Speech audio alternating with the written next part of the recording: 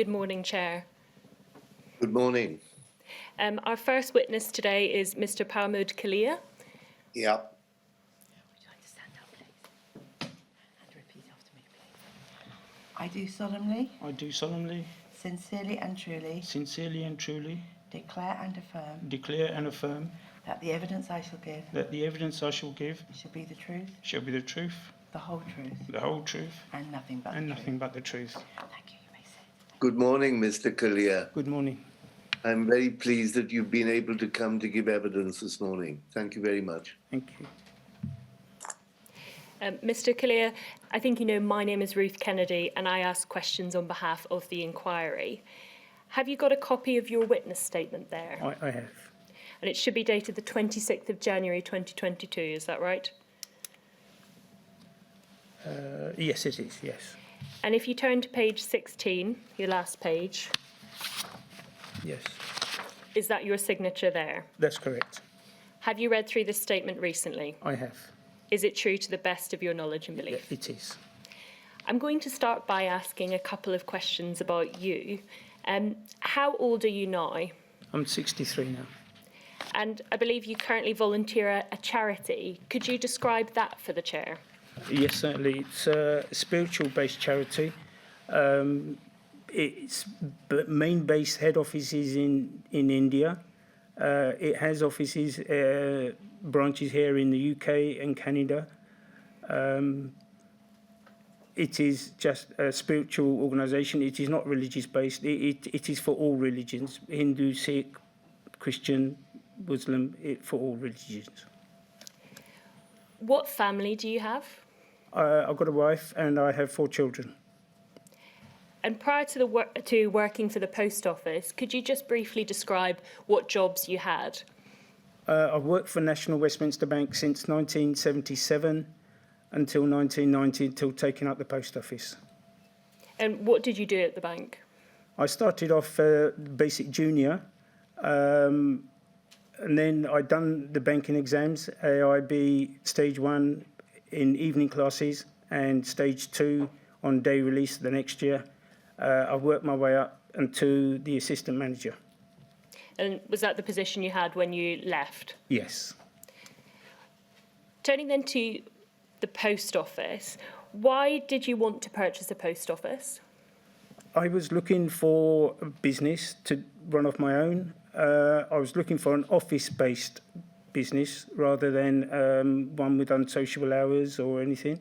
And I had an aunt who was already in the post office, and she used to talk to me about how it was in the post office with the salary and the work, and it was 9 to 5, which is what I was looking for. And I think you became sub-postmaster of the Chipperfield Road sub-post office, is that right? That's correct. Where in the country is that? That's in Orpington in Kent. And that was in June 1990, is that right? That's correct. And so you were a sub-postmaster for quite some time before the introduction of Horizon? Yes, 1990 to 2000, roughly 10 and a half years or so. When was Horizon introduced in your shop? 2000. And what training did you receive on it? Before Horizon was introduced into the shop, I was given about a week and a half training off-site in a classroom. And then as the equipment was installed, I did have someone come into the office and train me for 1.5 days. And how adequate did you find that training?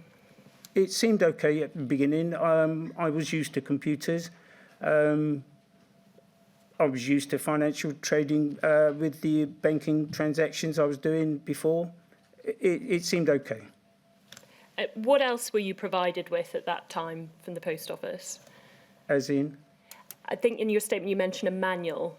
Oh yes, there was a manual I was given to refer to in case I needed any further help or assistance with anything else as well. And how helpful was that? Didn't really get the time to refer to the manual much. Whenever there were any problems or issues, the first port of call was always the helpline. Turning then to the shortfalls on the system, Did you notice any shortfalls on this Horizon system prior to the audit that was carried out? Yes, the shortfalls were beginning to occur from about January 2001 onwards. They were small ones to start with, maybe £100.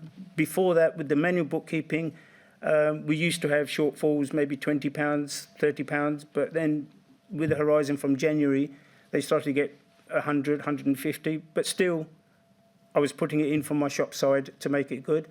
And gradually, it got into the thousands, and that was a stage where I couldn't put in any more from the shop side. So I was declaring that I had that cash. And you mentioned the helpline previously. What use did you make of the helpline? Plenty. Every time there was an error, it wouldn't balance. The first port of call was always the helpline to see if they could help me and assist me, what I could do and what I should do.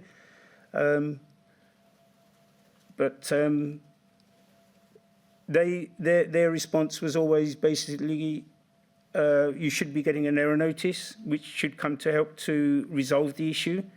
Sometimes the error notices did come, but quite often there were no error notices. So the differences were, then I would refer back to the helpline again, saying it's now been 2 weeks and no error notice, and that's when I was suggested to make it good. Who else did you speak to at the post office about these alleged shortfalls? My regional manager, area manager, I spoke to her as well. And again, the suggestion was, you have to make it good. Who else did they tell you was encountering these problems at the time? They didn't tell me there was anybody else incurring any problems at all. They didn't say any of that. How did you feel about being unable to identify the solution to the problem? Very, very disturbed. I would quite often be in the post office balancing until 12 o'clock or 1 o'clock at night with my wife, with my little girl. She was 6 or 7 at the time. She'd be sleeping there. She'd have to come out early in the morning with us, and she'd have to be sleeping behind the shop counter until we finished. Could be 12 o'clock, 1 o'clock at night. You were then audited, I think, in July or August 2001, is that right? That's correct, yeah. And how many auditors attended? Three people came. And what was that process like? They came in. The post office had already opened at 9 o'clock, I think it was. And they came in, they said they was going to do an audit, which was, I knew the protocol that they come in, and you stand to one side of the at the back of the post office and let them do what they need to do, count their stock. And so I just stood there at one side at the back and let them count what they needed to count. What did they tell you that they had found? They told me they'd found a discrepancy. I think it was in the region of 27,000 at the time. But since then, I think they're now putting 22,000 in the paperwork, but I think it was 27 to start with. And they suspended you that day, is that right? Yeah, they suspended me. They told me they was going to interview me, and I could have a family friend, a solicitor, or a representative from the Federation of Postmasters present at the interview. And who did you choose? Well, I didn't choose a solicitor. I didn't think I needed a solicitor because I hadn't done anything wrong. So I chose the Federation, National Federation of Subpostmasters rep. What did the Federation representative say? When I phoned him and explained what had happened and there was an audit and there was a shortage of 27,000, his first reaction was, how quickly can you put that right to keep it out of the courts? How did that make you feel? He was a senior person to me. He was an experienced person to me. I expected him to know what he was talking about. I followed his advice. I was distressed as to where I was going to get that money from to put it right from straight away. So I had to go to my mum. And... Sorry. Please don't apologise. Let me know if you need a moment. I'm all right. I had to go to my mum and I had to tell her I need £27,000 straight away. She wanted to know what for, why, what's happening. I said, look, I just need this money now to keep me in a job. So she gave me a cheque from her building society for the figure that they claimed it was short. How did it feel having to ask your mother for that money? Very humiliating, very shameful. How quickly did you give that cheque to the post office? Within 2 days. Within 2 days, I took the cheque to the head office, which was in Bromley, and I gave it to them in person. What did you think would happen then?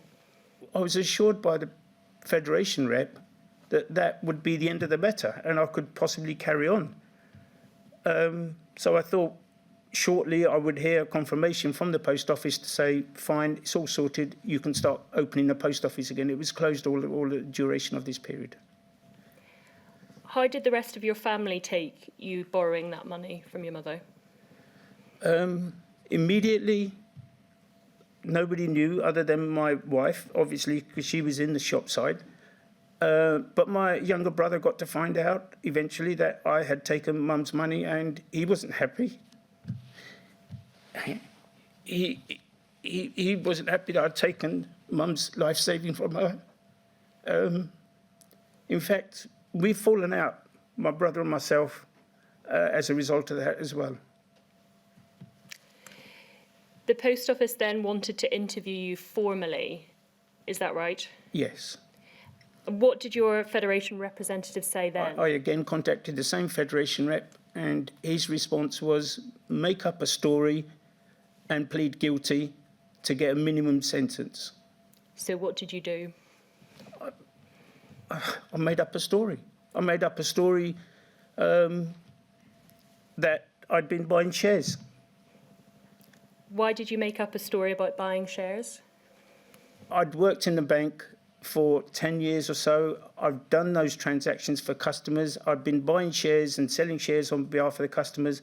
That was the first thing that just came to my mind, that yes, okay, I've spent that money on buying shares, and as the Federation had suggested, you'll get a minimum sentence, maybe even a community order as opposed to going to prison.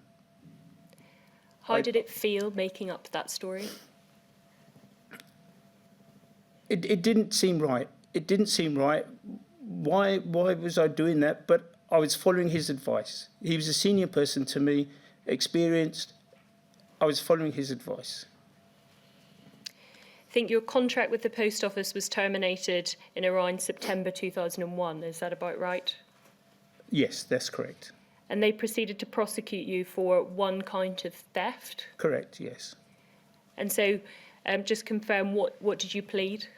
I pleaded guilty. And why did you plead guilty? As I was advised by the Federation rep, make up a story and plead guilty. Where was your case dealt with? Originally, it was at Bromley Magistrates Court. And then I think, did it move to the Crown Court? Yeah. At the Magistrates Court, they said because of the amount involved, they couldn't deal with the sentencing, so they referred it to Croydon Crown Court. What sentence did you receive? I received a sentence of 6 months. A custodial sentence of 6 months? 6 months custodial sentence, yes. And were you taken to prison then? Straight away. And which prisons did you go to? Originally, first of all, I was taken to Highdown. But it was all... I was numb at that time when I was taken... When I was given that sentence, I didn't know what was happening, where I was going, or what was going to happen to me.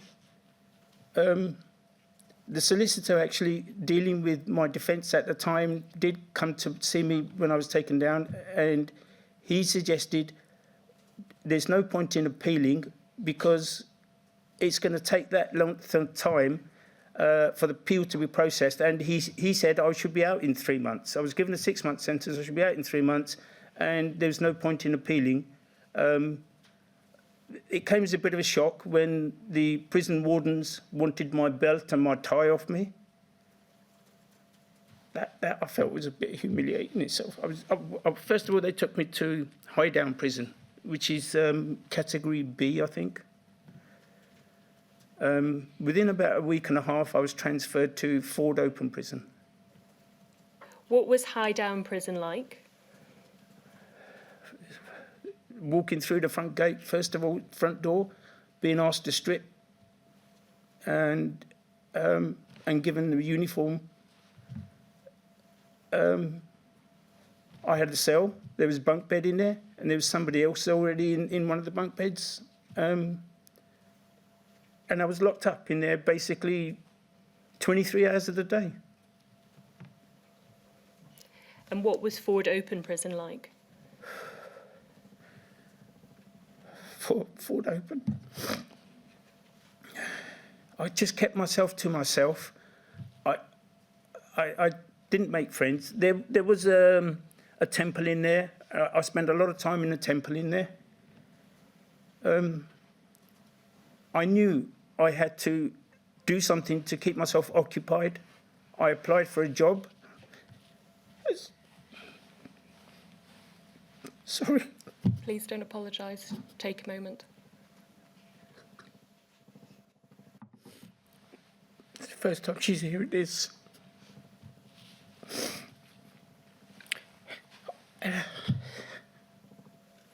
I had to apply for a job to keep myself busy and occupied. So there was a garden centre. I would do whatever was necessary there. And how did you feel while you were in prison? I basically, I think I shut down. I wasn't acknowledging anything. It was just biding time. I couldn't wait for that 3 months to come up. There was a regime. You obviously had to be in bed and be checked in, make sure you're still there and you hadn't absconded or anything. It was not something I was used to, not something I've seen before. What was it like coming out of prison after that time? When I was released on tag.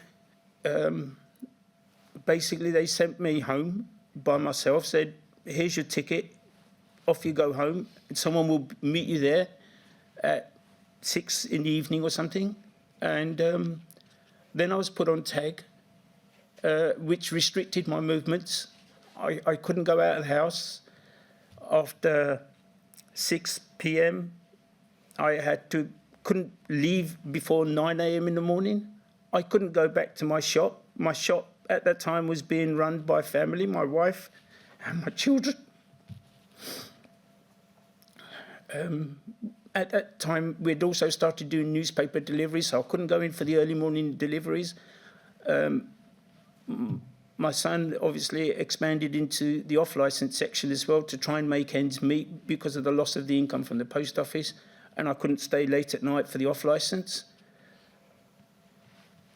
I was on tag for 3 months. I was restricted with my movements. How did it feel not being able to help your family? Very shameful, very, very shameful that my job was to care for the family, look after them, and I couldn't do it. And I think your conviction was quashed last year, is that right? Yes. Yes, that's correct.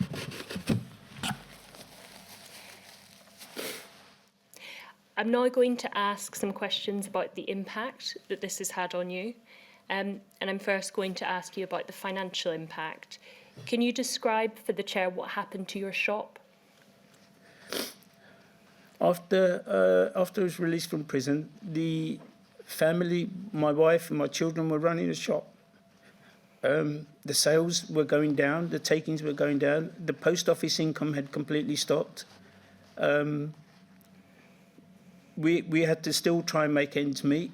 In 2005, I started looking for another job as well to try and make ends meet. I got a job as a chauffeur. The reason being that I couldn't afford a car of my own. This company gave a car, they gave the training, it was on a PAYE system, so I was going to be guaranteed an income as opposed to being self-employed. So I worked with this chauffeur company while the family, my second son was at university. He was coming and going from university and helping out as well he could. So it's my older son and my wife. And she had a couple of young kids as well to look after my daughters. But I started working as a chauffeur first, and then I moved on to minicabbing after that as well. What impact did that change of employment have on your finances?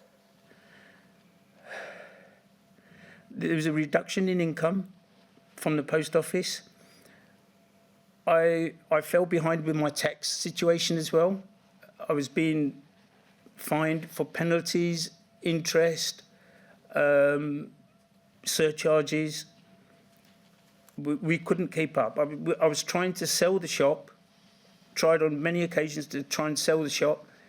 There was no post office. Nobody was interested. The footfall was decreasing. The sales were going down. Nobody was interested. The shop eventually, I ended up closing down altogether. I couldn't sell it. I didn't get any goodwill for it. When the lease came up for renewal, I couldn't carry on taking on that lease with a reduced income. So I had to close it down. What other financial consequences did this have on you?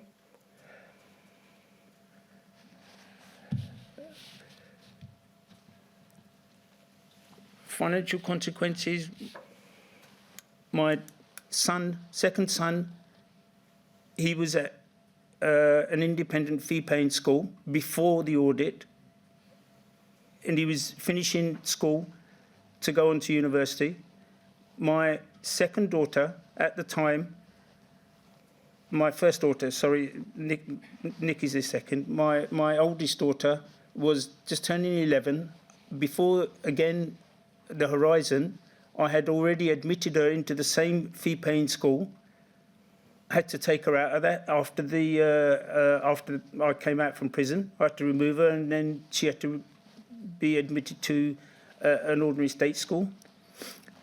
They were capable children.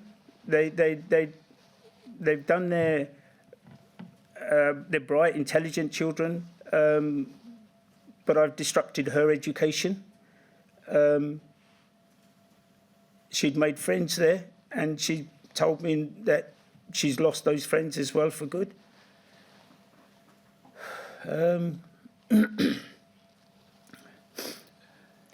How did that feel? Again, it felt as though I was letting the family down again. I wasn't supporting, caring for the family as I should have been. The plans that we had made for the children's education had all failed. What compensation have you received to date? The only compensation I've received is being a member of one of the 555. The compensation that was paid out, I've received a proportion of that, £27,000, I think. Since my conviction being quashed last year, I have applied for interim payment. That's been refused. I believe I'm one of 3 who've had their interim payments refused, and it does make me think, is it because of colour? The 3 of us are of colour that I know of. Why has this interim payment been refused? My solicitors, Hudgels, have done a very good job understanding and appreciating and acknowledging that I wasn't at fault. They've done everything they can to refer my case to the CCRC, as a result of which, because of their intervention, the CCRC, Criminal Cases Review Commission, have then decided to refer my case to Southwark Crown Court with a view to having my conviction overturned. The judge believed, obviously, what was said, and my conviction has been quashed. The Post Office are still adamant that I'm not entitled to any interim payment for some reason. How has your health suffered as a result of all of this? Since 2002, after all of these events, my health, I've got diabetes type 2. I have other conditions associated. They don't know for sure, but they're putting it down to possibly diabetes.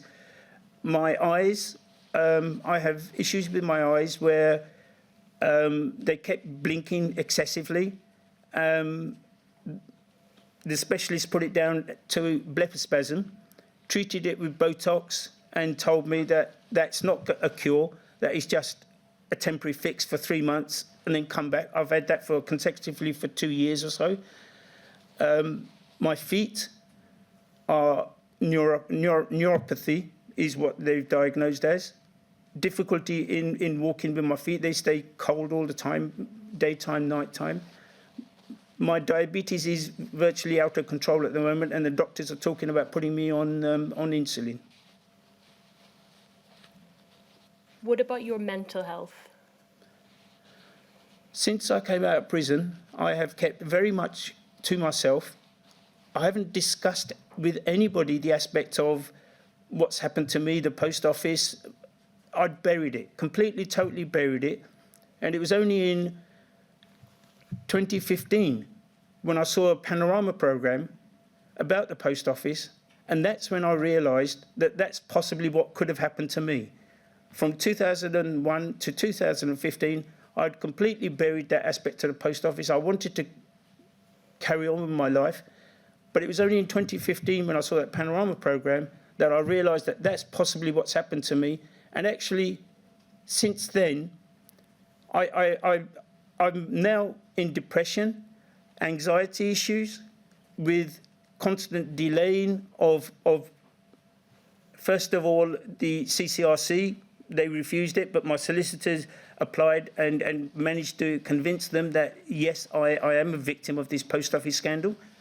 Then the court case for quashing my conviction, I received confirmation from CCRC in January 2021 last year that they were going to refer it to the courts. The post office, first of all, they gave a date in February, delayed it again for 2 weeks, then it was in March, and then it was in May.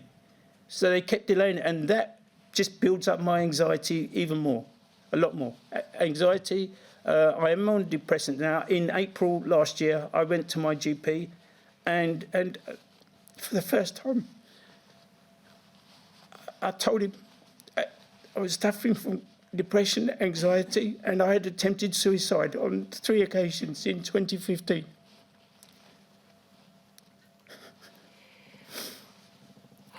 He's put me on antidepressants, my GP, for that. How do you feel about yourself as a person now? I'm not myself. I am very quiet. I'm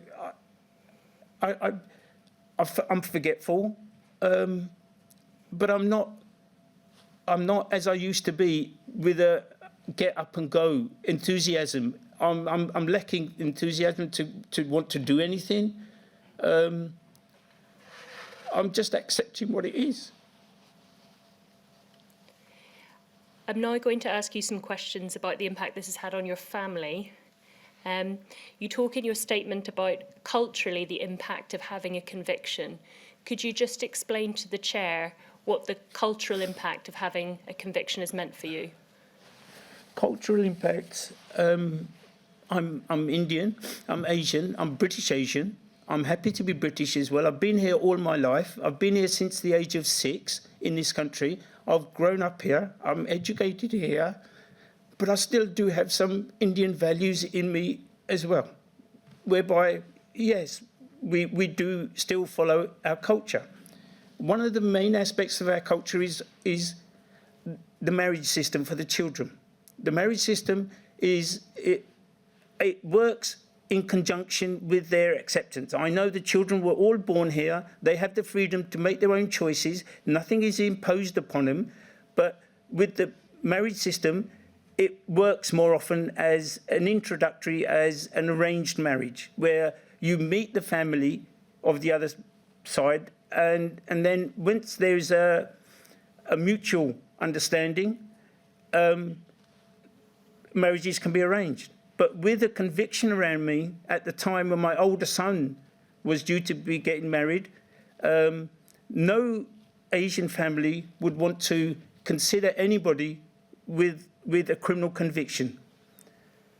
That is a very bad stigma against any Asian family, that either any member of the family, it doesn't have to be the partner, any member of the family, if they have any kind of a criminal conviction, it is looked as a very bad stigma upon them. I then had to literally arrange a marriage for my son, my older son, in India. I had to take the whole family, my wife, my children, and to India in 2005. That was in 2005. Prison for an Asian person is very much a stigma altogether. I have lost many friends who I used to, at the time, before the post office, we were very good friends. There were other postmasters. I knew them. We were on very good terms with postmasters. Since then, they haven't spoken to me. I don't have those friends either. What was the impact of this on your wife? The children and the wife and my wife, they couldn't understand what had happened because I had no explanation. They understood that there was an audit, there was a shortage. Where's the money? I have no explanation. I can't say it was the computers because I didn't know it was the computers. The children have actually been doubting. Have you actually taken the money? Even now, until fairly recently, it's still, the relationship with my wife is to an extent that since 2015, after my suicide attempts, I was taken in by this charity, and I stay there, I live there. I don't live with my wife, but I'm there. I haven't gone down the route of divorce.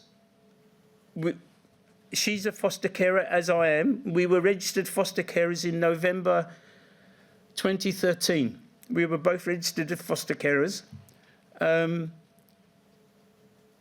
So if she needs me for anything, because to take care of the children, the foster children, I'm there. I'm only a telephone call away. I can go in, I can see it. But we don't have that husband and wife matrimonial relationship. I've been living away from home since 2015. How did it feel to have your children doubt your innocence? Sorry, say again? How did it feel to have your children doubt your innocence? It feels inadequate. It makes me feel inadequate. I haven't supplied for them. I haven't provided for the children. They actually call this as a dysfunctional family at the moment. They've classified this as a dysfunctional family, all because of my conviction. You mentioned borrowing money from your mother earlier. What impact did this have on your relationship with your mother? My mother, a parent will always love their children. My mother has always loved me as being the oldest son. I was living away from home from 15 to 18 when she wasn't too well, my mother. She was diagnosed with cancer. So I moved from the charity to take care of her from 18 to 19. She passed away in September 19.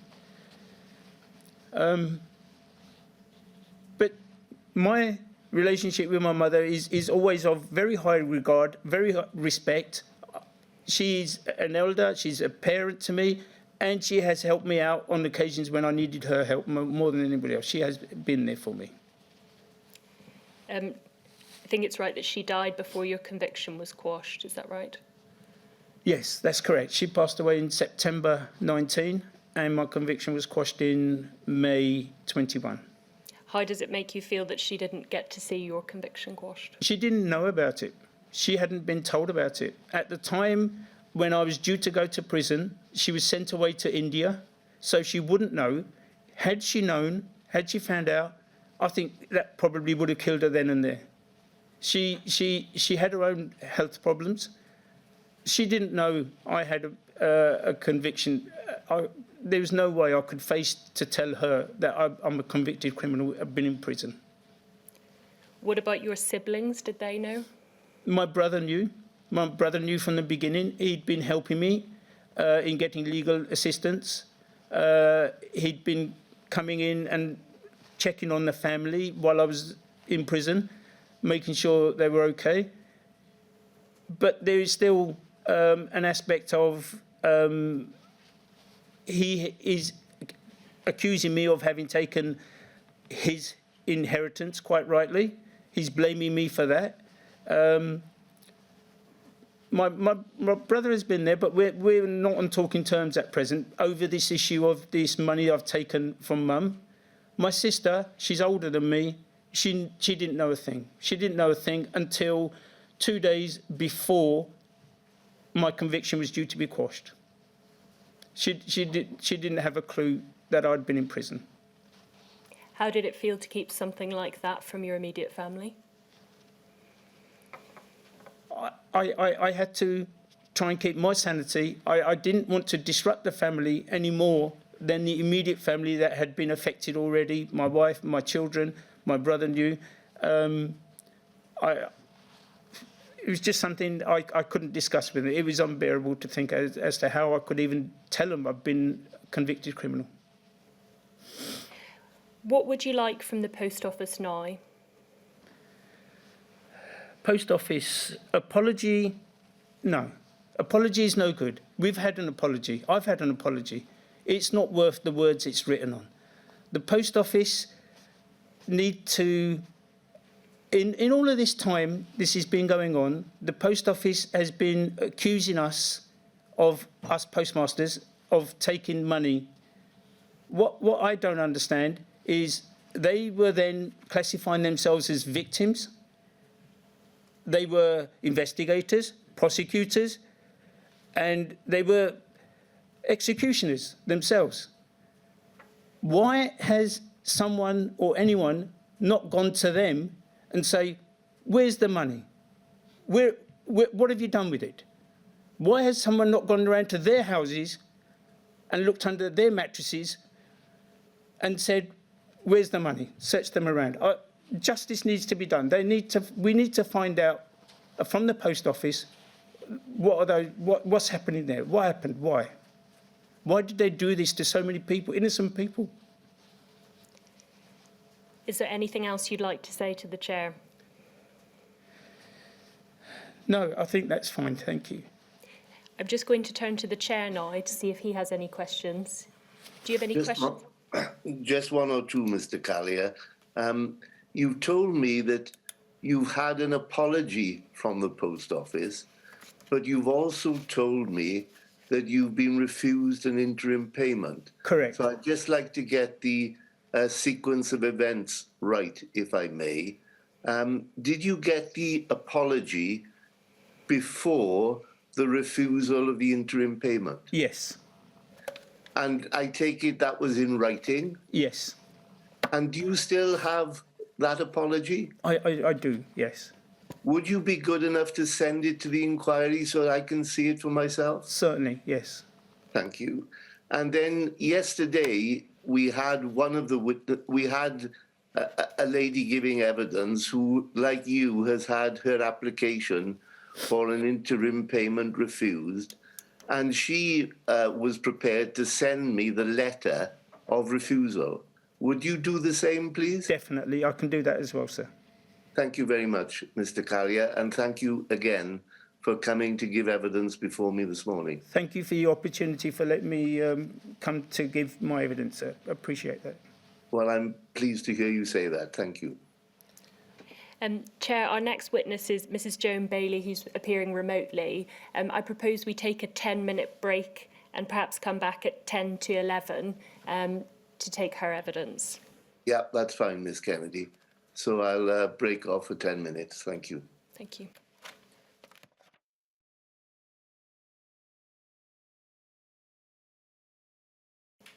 Chair, our next witness is Mrs. Joan Bailey.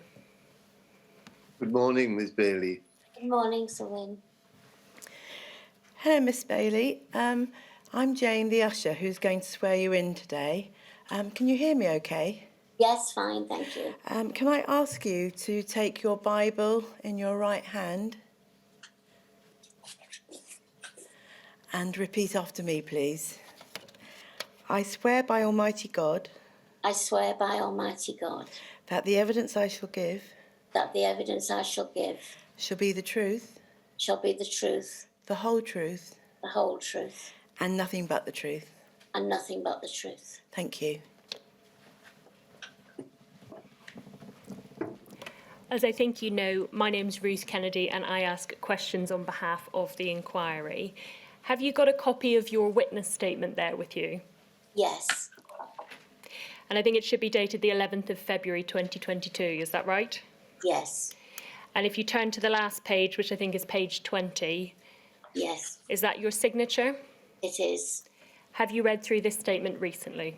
Yes, And is it true to the best of your knowledge and belief? yes. I'm going to start by asking you a couple of introductory questions about you. How old are you now? I'm 71 now. And you talk in your statement about your husband who was a sub-postmaster. Is that right? Yes. How long have you two been together? Oh, near on about 48 years. How many children do you have? 4. And I think you say in your statement for a long time you lived near Shrewsbury in Shropshire, is that right? Yes, we lived in a small farming village. And what jobs did your husband have before becoming a sub-postmaster?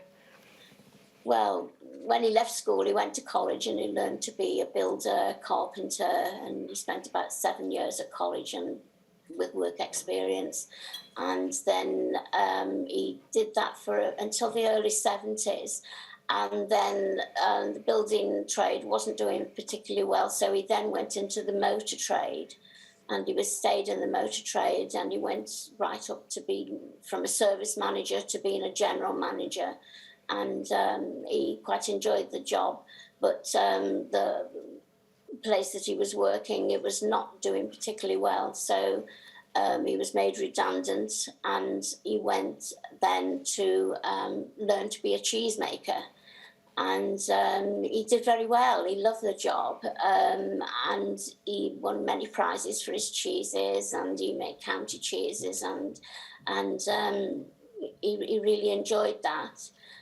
But later on, he was offered a job for Miller's in Market Drayton, and which was much better paid and much less hours. He was working 72 hours a week when he was a cheesemaker, and he took that job, and he worked for them, and he stayed with them as long as until I was taken ill. And what jobs did you have before you started to work for the post office? Well, when I left college, left school, I went to college and I did a HND in hotel and catering, and I worked in hotels and then restaurants, French restaurants. And then in the early 70s, my brother and I opened a French restaurant, and we were quite successful.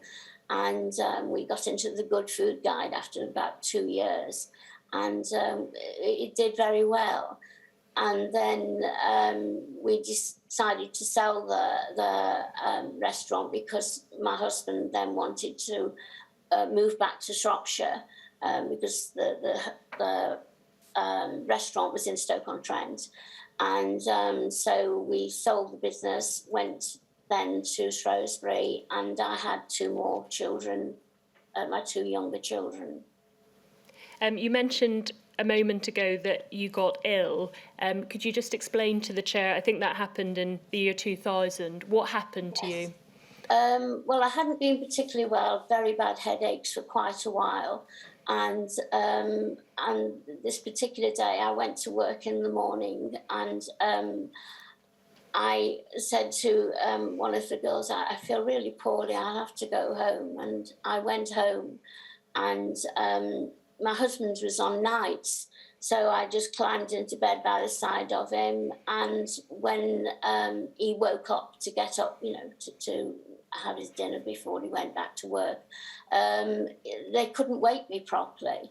So they took, my eldest daughter took me straight to the doctor's surgery, and I went in, and by that time I'd gone into a coma, and my blood pressure was extremely high. And the doctor said, right, I'm calling for an ambulance. I just don't like the look of this at all. And so he called for an ambulance, and I was rushed to the Royal Shrewsbury Hospital, which was about 4 miles from our house. And they did, I think it was a CT scan. And they said that, I don't know because I was unconscious. And they said that I had a brain tumour, and but the pressure on my head wouldn't allow them to fly me to by helicopter to Smethwick, so they sent me to Stoke-on-Trent. They've got a very good department there for brain injuries and such. And I was taken by police escort to Stoke-on-Trent, and I had an operation because, first of all, to get the pressure off my head, because I had hydrocephalus, because the tumour that I had was growing over the natural drain in my head. And so my head obviously was just not good. And so they drilled a hole in the top of my head here, and they drained the fluid off my brain. And then when I woke up a couple of days later, they told me that I had the tumour, that it had got to be removed. And they said they would do it as soon as possible within the next 2 days. But the next day, my sight went completely. And so then they realised that they'd have to do it as an emergency. So they did the operation as emergency. And I think I was in the theatre, they said, my daughter said, for around about 12 to 13 hours. And then I woke up a few days later. But during that time of when I was, kind of recovering from the brain injury, because when you have any brain injury, they don't wake you if possible. They kind of let you rest so that everything is resting so your brain can recover. And I got a MRSI, and so I was very, very ill, and that nearly killed me. But the doctors, again, were magnificent, and after a few days, I was much better. But it did take me a long time to recover. And after that, I think you say in your statement that your husband thought it might be a good idea to work together, so you weren't working alone. And what idea did he have about what you could do together? Right, okay. So once I'd learned to kind of look after myself and feed myself, because I've got no coordination at all. My husband was talking, and I wanted to get back to work. I'm not a kind of couch potato. I do like to kind of be busy. And so my husband was kind of wondering what kind of work he could do. And then he kind of come up with, well, perhaps if we had something like a post office in a little shop, you could run the shop or post office, and we can spend more time together, because then he could always be there if I was taken ill. Because when I first recovered from the tumour, I did have occasional fits. So he wanted to make sure that he was there with me. So we decided to buy the shop and the post office. And how did you feel about working for the post office at that time? I was a little bit, Well, I think that the thing that really we went for our interview with the post office in the May of 2005, and we told them that we were selling our house and that we were going, thinking of buying the particular post office, and so they seemed, very happy with us, and they said that they would do the normal checks that they do, and that they would arrange for training as soon as we took over the post office, which was, we rang them in June, the end of June, beginning of July, and said our completion date is the 20th of August 2005. Can you arrange for the training? And just pausing there for a moment, I think the post office you're talking about is the Howie Old Post Office, is that right? That's right, yes, yeah, Howie Post Office, yes. And where was that? It was in Llanrindod in mid Wales. So you moved from where you were living in Shrewsbury or near Shrewsbury to Wales to run this post? Yes. We knew Wales very well, and my husband knew this area because he'd been fishing and, in this area.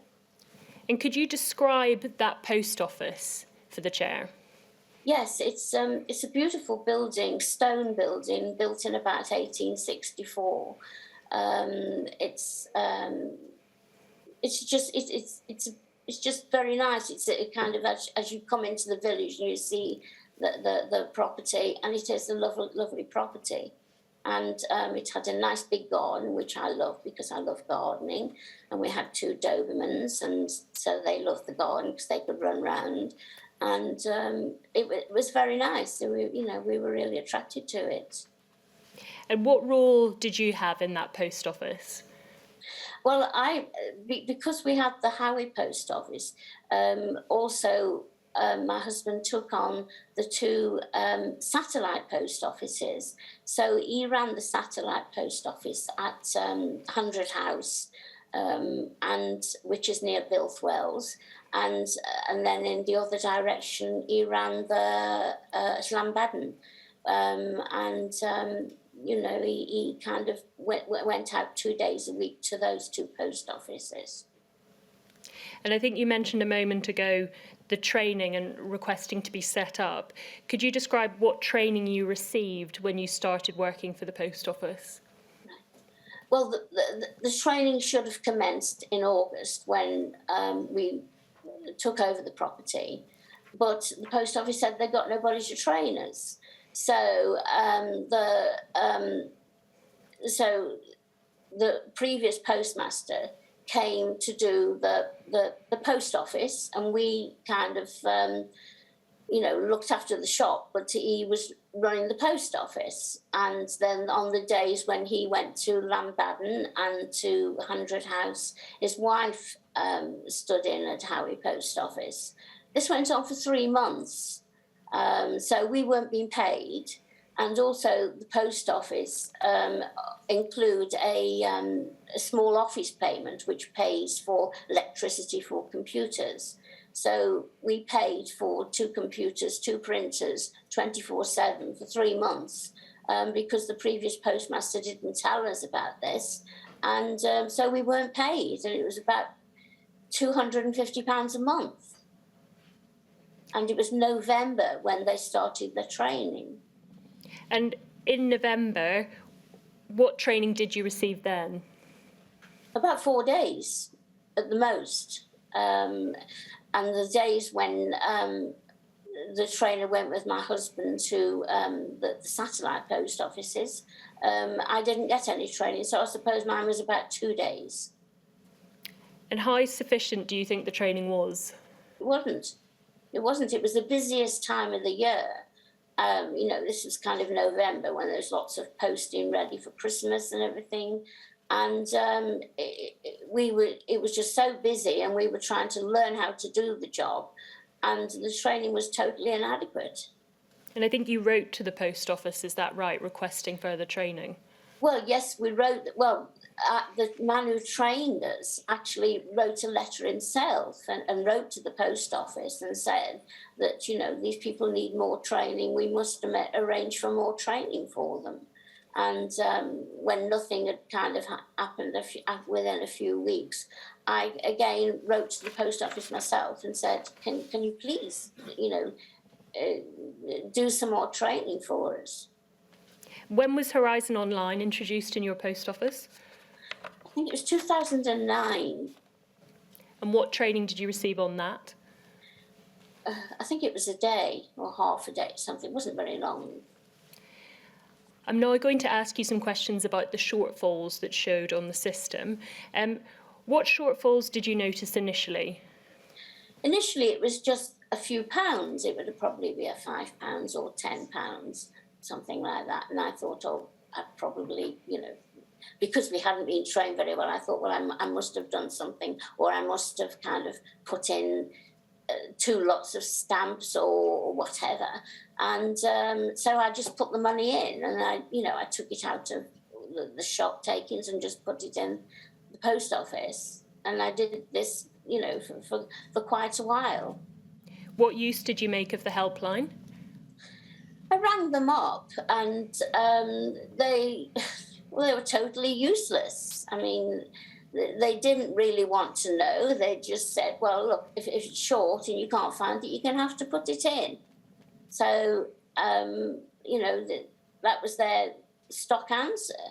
Or they said, well, if it was something that I didn't know how to do, they'd said, well, look in the manuals. There was 12 manuals, ring-back manuals. How on earth did they expect you to go all through them when you got a customer waiting? It was ridiculous. And did you notice a change in the shortfalls appearing when Horizon Online was installed? Yes, they got much higher. And I do cash declarations at night, and then I do one in the following morning, because they were different, completely different. How did you feel about being unable to resolve these issues? Well, I was really distressed. I kind of began thinking, well, is it me? Is my tumour coming back? Because I just couldn't seem to reconcile anything. And I kept putting money in, and it was getting higher and higher and higher.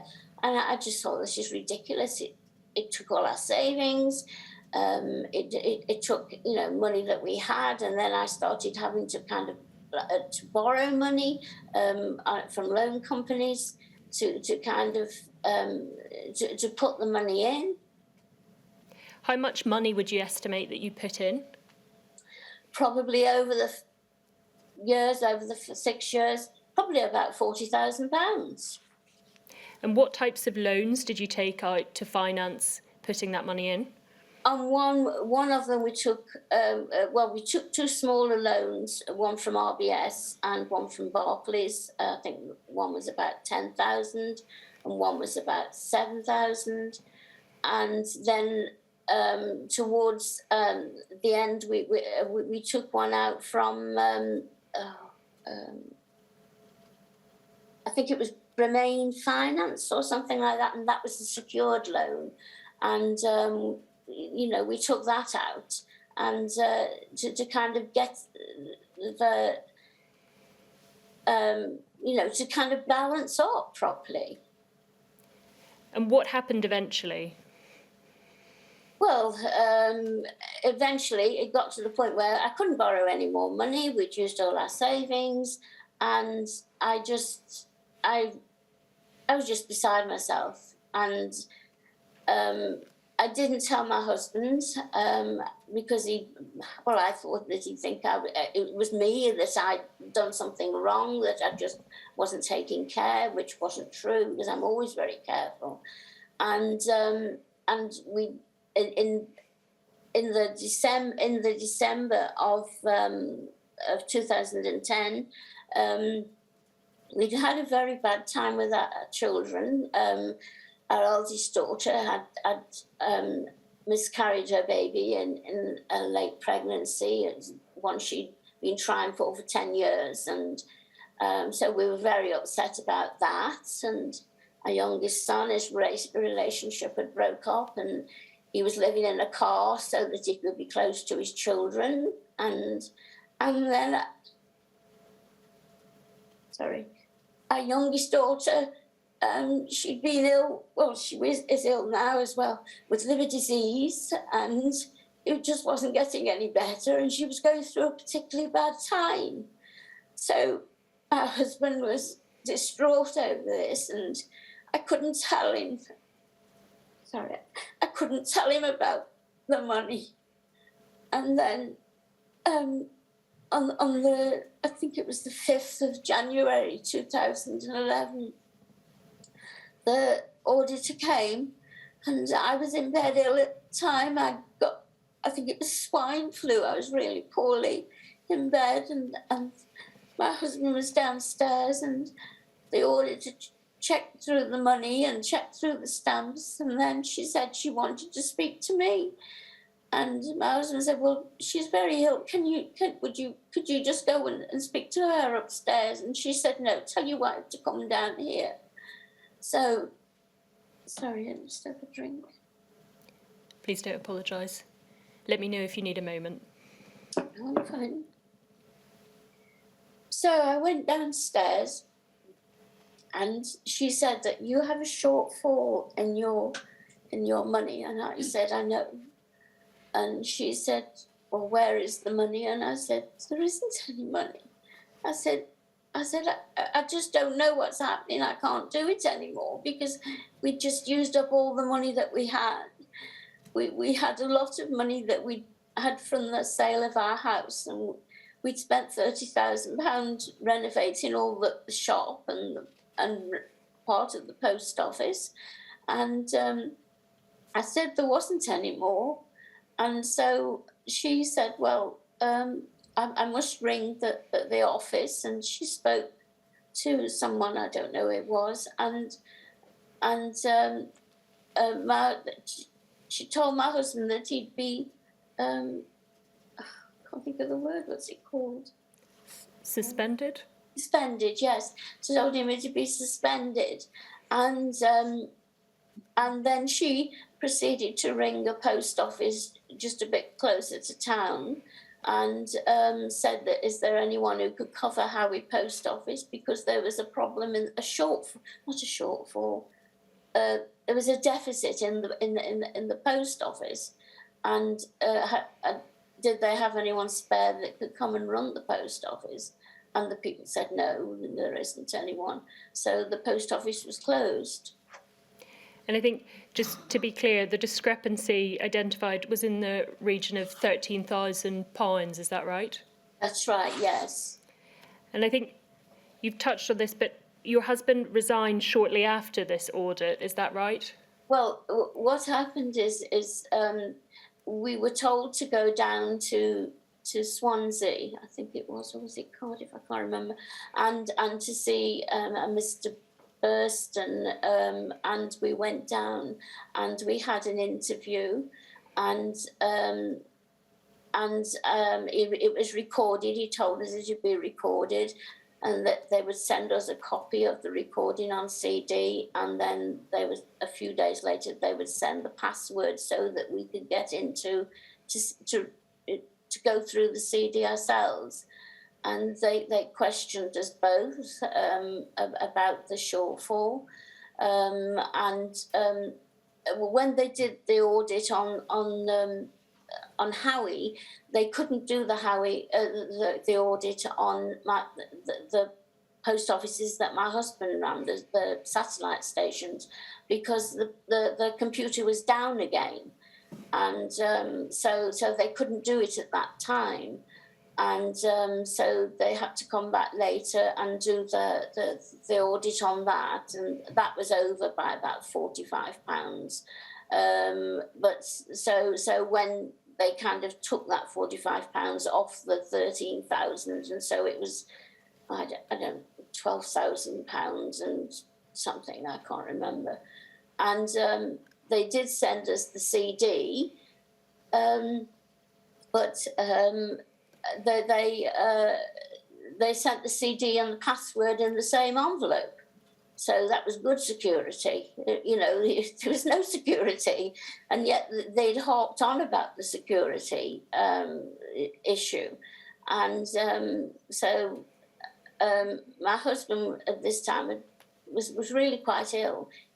Because of all the worry we'd had over the children, he wasn't really well anyway. But then when all of this came out, he was referred to the mental health team, because he was talking about that he didn't see any point now. He couldn't kind of go any further. He was talking about suicide, and so they kind of he went to see them quite often, 2 or 3 times a week, and he was put on antidepressants. I'm sorry, I've forgotten where I am. He was put on antidepressants, and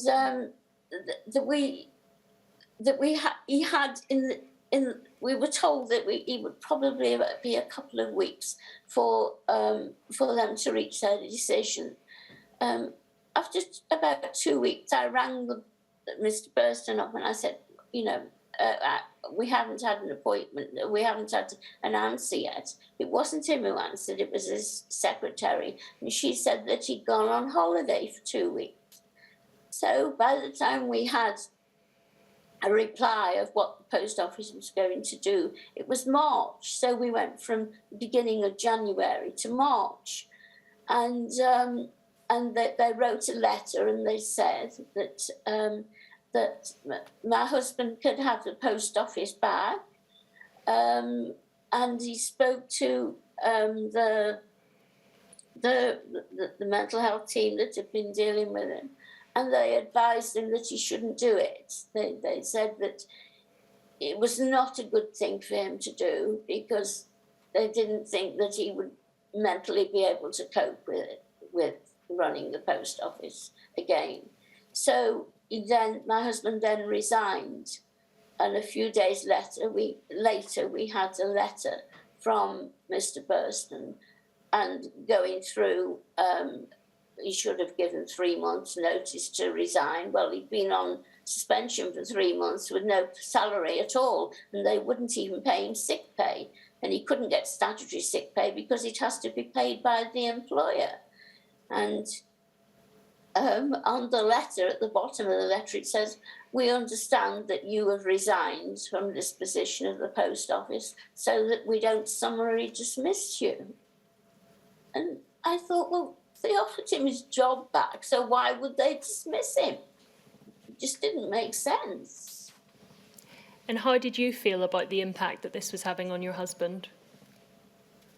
I was very worried about him. I mean, he's never suffered with mental health before. He's always been a happy chap. He's always told rubbish jokes, and he was really a happy man, and it was just completely different. I mean, he was moody. He would get very upset at the slightest thing. He was short-tempered. He's always had a bit of a temper, but nothing like, he was with that. And I was just very, very worried. I think you've mentioned some meetings with investigation officers. I think you had one, you mentioned in March. Who represented you? Did you have representation then? Yes, there's very good solicitors in Shrewsbury, and I had the criminal solicitor, I think his name was Andrew Tench, and he went with me to the first interview. And I think it's November 2011 that you were told that you were given a caution for false accounting. Is that right? That's right, yes.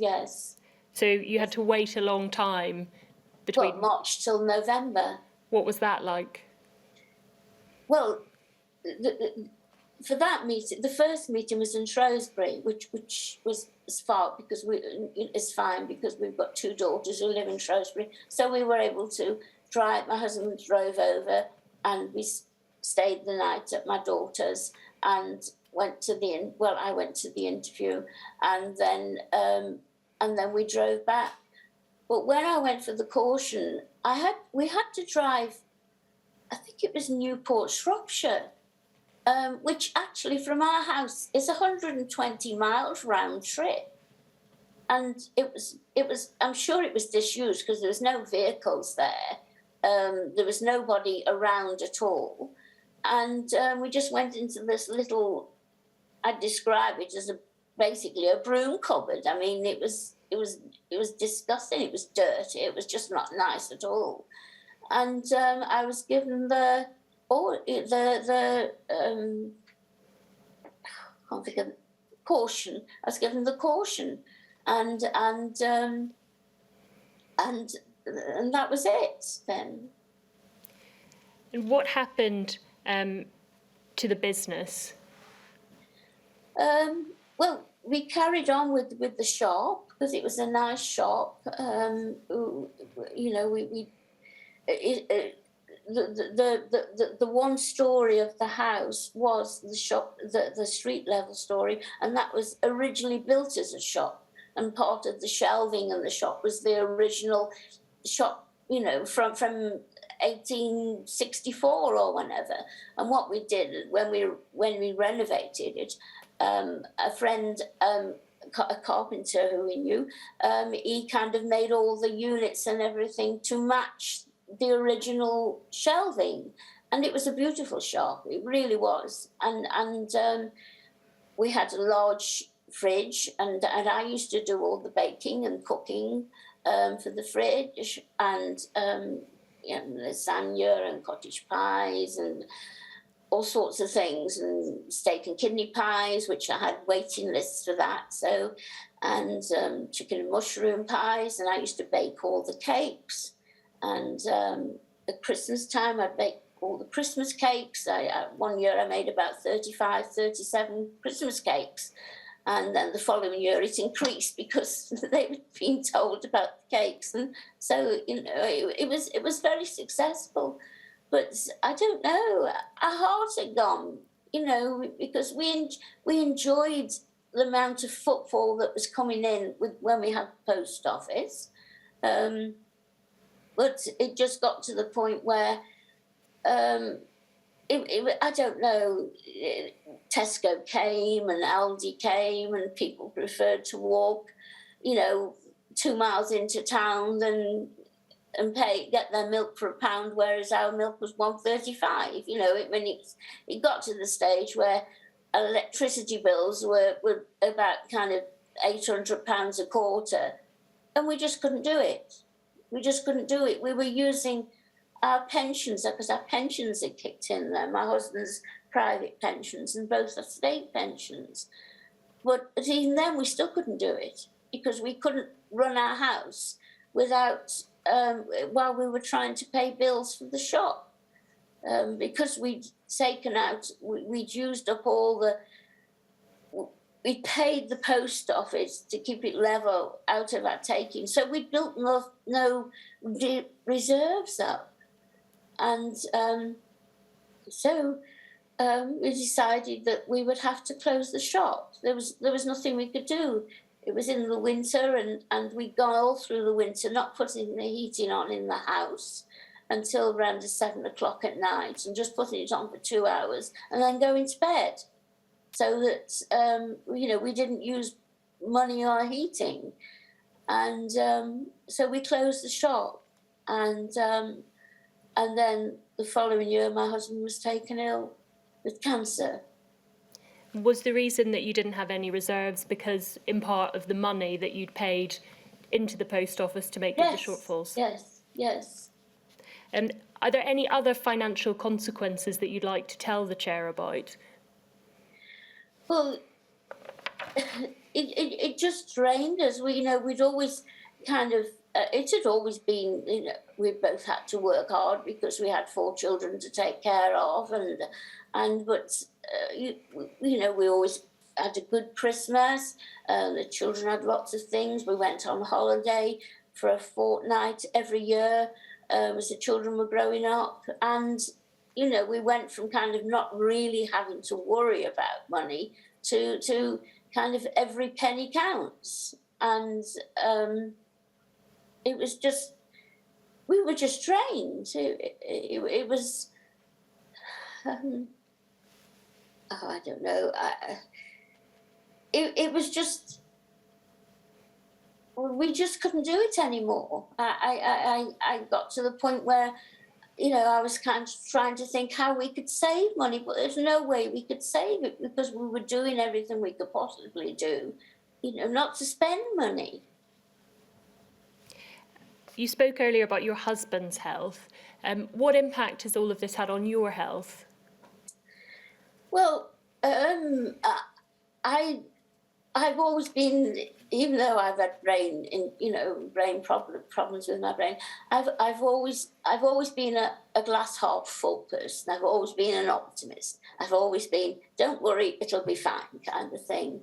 And but unfortunately, with the stress and everything, it took its toll in a different way, and so it caused quite a few illnesses, which were all stress related. You know, diverticulitis and angina, asthma, and you know these are all exaggerated by stress. And I had a stroke a few years ago.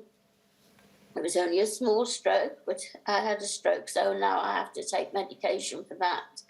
And angina, and I have the spray under my tongue for that.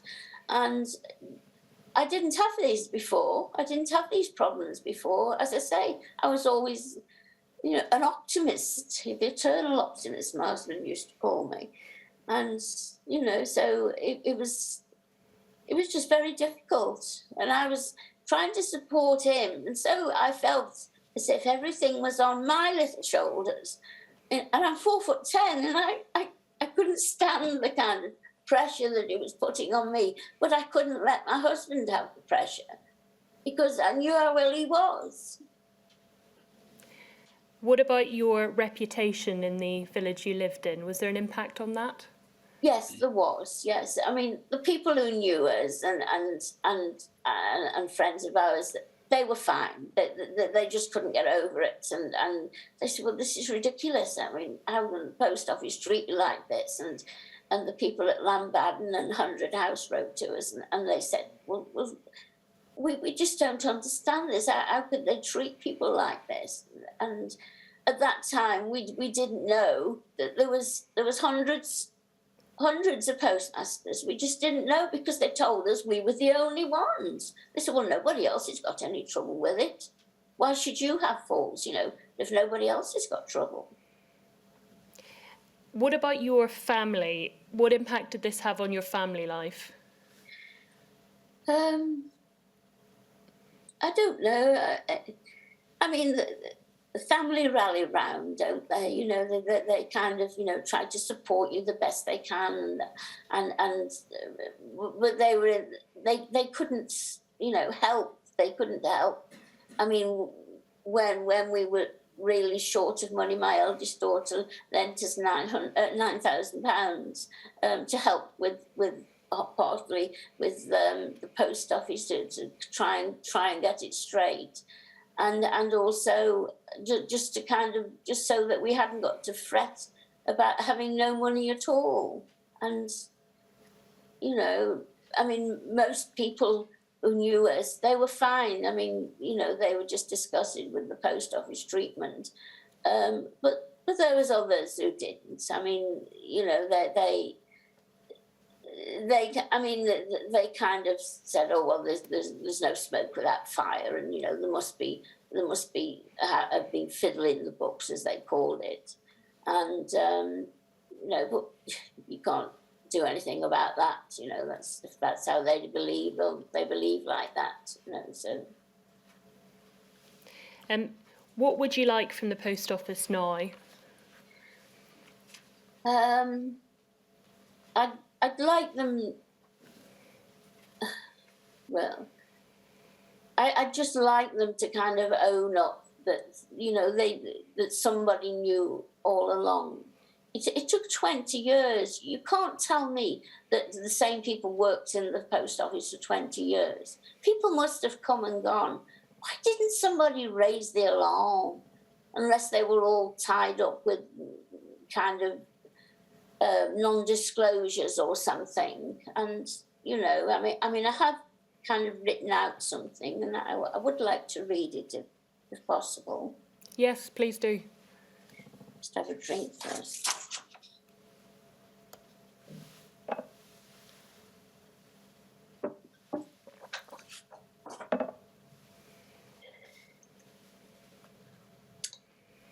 In 1868, Prime Minister William Gladstone said that justice delayed is justice denied. He was speaking about judicial process. I am applying it to the post office. Their duplicity and delaying the court action perpetrated the lie that the subpostmasters were to blame for the shortfalls, and that there were no problems with the Horizon system, and they continued to do so for 20 years, destroying the lives of hundreds of subpostmasters and their families, causing people to lose their livelihood, homes, relationship and lives, and causing people to think that they were alone in this nightmare. The Post Office defence of the action by the 555 cost the taxpayer over £100 million, but the Post Office appealed every stage of the court action. The Post Office and the government must act now to pay all the victims of the calculated and I can't even say the word, all the calculated lies of the Post Office. Legal costs and funding costs must be repaid equally to the 555, and an interim payment paid without further delay to all the sub-postmasters. They are still suffering today from the treatment of the Post Office, and I imagine that they will do so for the rest of their lives. Please do not delay this financial injustice while they wait for the ruling of this inquiry. And hopefully the inquiry will bring to justice the people in the Post Office who covered up this travesty. Is there anything else you wanted to say to the Chair? I don't think so. I mean, I think the whole thing just goes beyond angry. You just can't understand how people could do this to other people, how they could treat other people like this, because they knew all along. But they still continue to do it. I mean, that's obscene. And I don't think there's anything else. Thank you. I'm just going to turn to the Chair. Chair, do you have any questions? Yes, Mrs. Bailey, I'd just like to ask you, if I may, some more questions about you receiving a caution, because the inquiry's heard lots of evidence about people who've had criminal convictions, but I think you may be the first one that we've heard from who was cautioned, all right? Yes. And so I'd like to understand the process you went through. In March of 2011, you were interviewed under caution. I've understood that, yeah? Yes, yes. And then, as I've understood your evidence, many months went by until November 2011 before you had any other communication from the post office. That's right. That's right as well. Yes. So how did it come about that you were cautioned? Who raised that as a possibility? I don't know. They just said, could you attend this other meeting, with the investigator? And that's the one in Newport in Shropshire. And I was on my own, and I went into the room, and he basically, I think it was the Bradshaw, I think, and he kind of asked me again some of the questions he asked me in the original interview, and then when I asked if it was stolen the money, and I said no, we have not stolen any money at all, and so he said, well, I've got a caution here, and I'm going to caution you for I can't remember the word. What's the word? making up the amount of money I'd got. False accounting.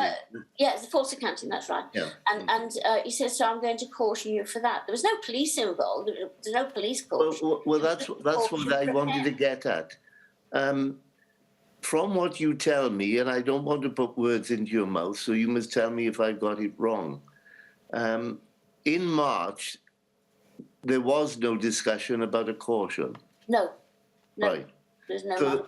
So trying to deduce what occurred, so to speak, you must have received a letter in which you were invited to another interview. And did that letter make any reference to a caution? No. Right. It just said a further interview. All right. It said a further interview. But you're quite clear in your mind, are you, that at that meeting in Newport, you were actually, well, there's a kind of little formal process. You probably had to sign something, did you? Yes. Yeah. I signed the caution. There was required my signature at the bottom. And Yeah. And normally, when the police administer a caution, they do so only after they're satisfied that you are actually admitting that you had done something wrong. Was there anything along those lines on this occasion? Do you mean actually on the caution itself, Or orally discussed orally? I think I've got a copy of the caution here. Have you? Oh, well, that can I stop you then, Mrs. Bailey? Would Yes. you be good enough to send a copy of the caution to me so that I can examine it for myself? Yes, the solicitors have got a copy of it. Fine. Well, that's great. And that will probably mean that I don't have to ask you any more questions about it. So that's even better from your point of view. Thank you very much for your evidence, Mrs. Bailey. And I hope the weather's not too bad in mid Wales. Well, the winds dropped last night, but we did have a torrent. We did have a raging river running outside the house last night. Fine. And just so that I can picture where you are, I'm right in thinking that Howie is just south of Llandrindod Wells. That's right. On the way to Bilthwells, yeah? That's right. Yes, we're about Yes, 2 miles from there. Fine. Yes. All right then. Well, thanks very much. Nice to meet you. Thank you, Sir Wynne. Nice to meet you. Chair, our next witness is Mr. Christopher Trousdale. I propose a 15-minute break, and we would come back at 5 to 12, if that would be suitable. Right. So the provisional timetable has changed. We're going to deal with him next, are we? Yes. That's fine by me. I'm just trying to get myself orientated, so to speak. Yes. So 12:05. Thank you. All right then. Thanks, everybody.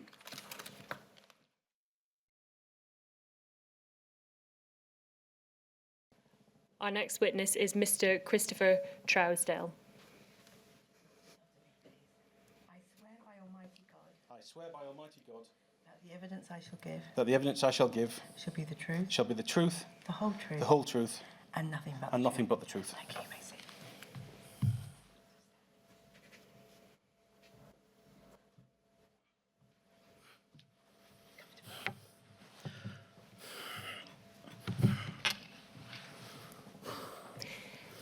As I think you know, my name's Ruth Kennedy and I ask questions on behalf of the inquiry. Have you got a copy of your witness statement there? I do. It should be dated the 26th of January 2022. Yes. And if you turn to page 19, which I think is the last page, Yep. is that your signature there? It is. Have you read through this statement recently? I have. And is it true to the best of your knowledge and belief? There's a few spellings which I've pointed out to you, names of people, but apart from that, it's true. I'm going to start by asking you a few introductory questions about yourself. How old are you now? 39. How long have you been with your wife? 22 years. And how many children do you have? 2. 1, 4, 1, 8. And your family have a long history of working in a post office. Longer than most, 150 years. It goes back to my great-grandmother, great-grandfather, both grandparents, my great-aunt and my mother. And I think you mentioned in your statement that your grandfather ran and you'll have to help me with the pronunciation. Lelum. Lelum post office. Yeah, for 40 years. And he retired due to a heart condition, is that right? Yes, yeah, the other businesses were run as well, and he was due for a heart operation, so he sort of took retirement, and the post office was passed to a lady who worked for him, and she ran it for a year. So he leased it to her, I think you'd Yes. say.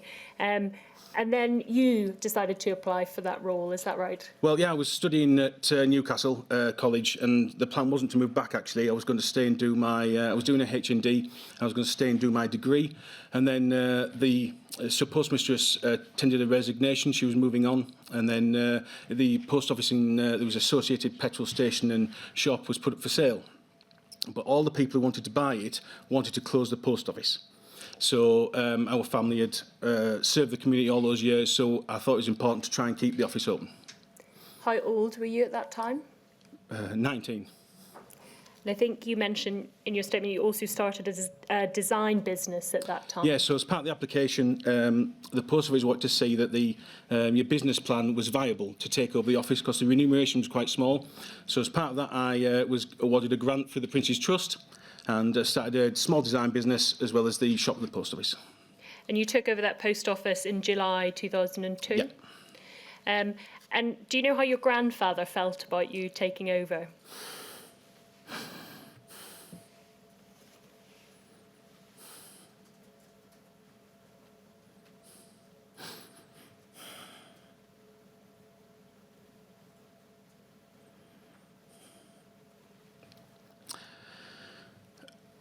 I think proud would be the word. When you first started working for the post office, what training did you receive?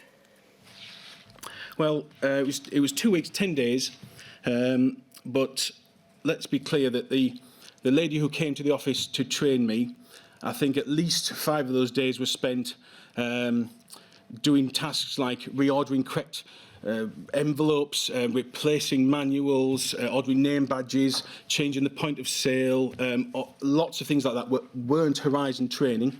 And then on top of that, there was things, your customer service training, looking people in the eye, thank yous, pleases, upselling products. So the actual Horizon training, of which the majority of that was just selling things, not actual accountancy side, was 3 days. And actual Horizon accountancy training would be next to nothing.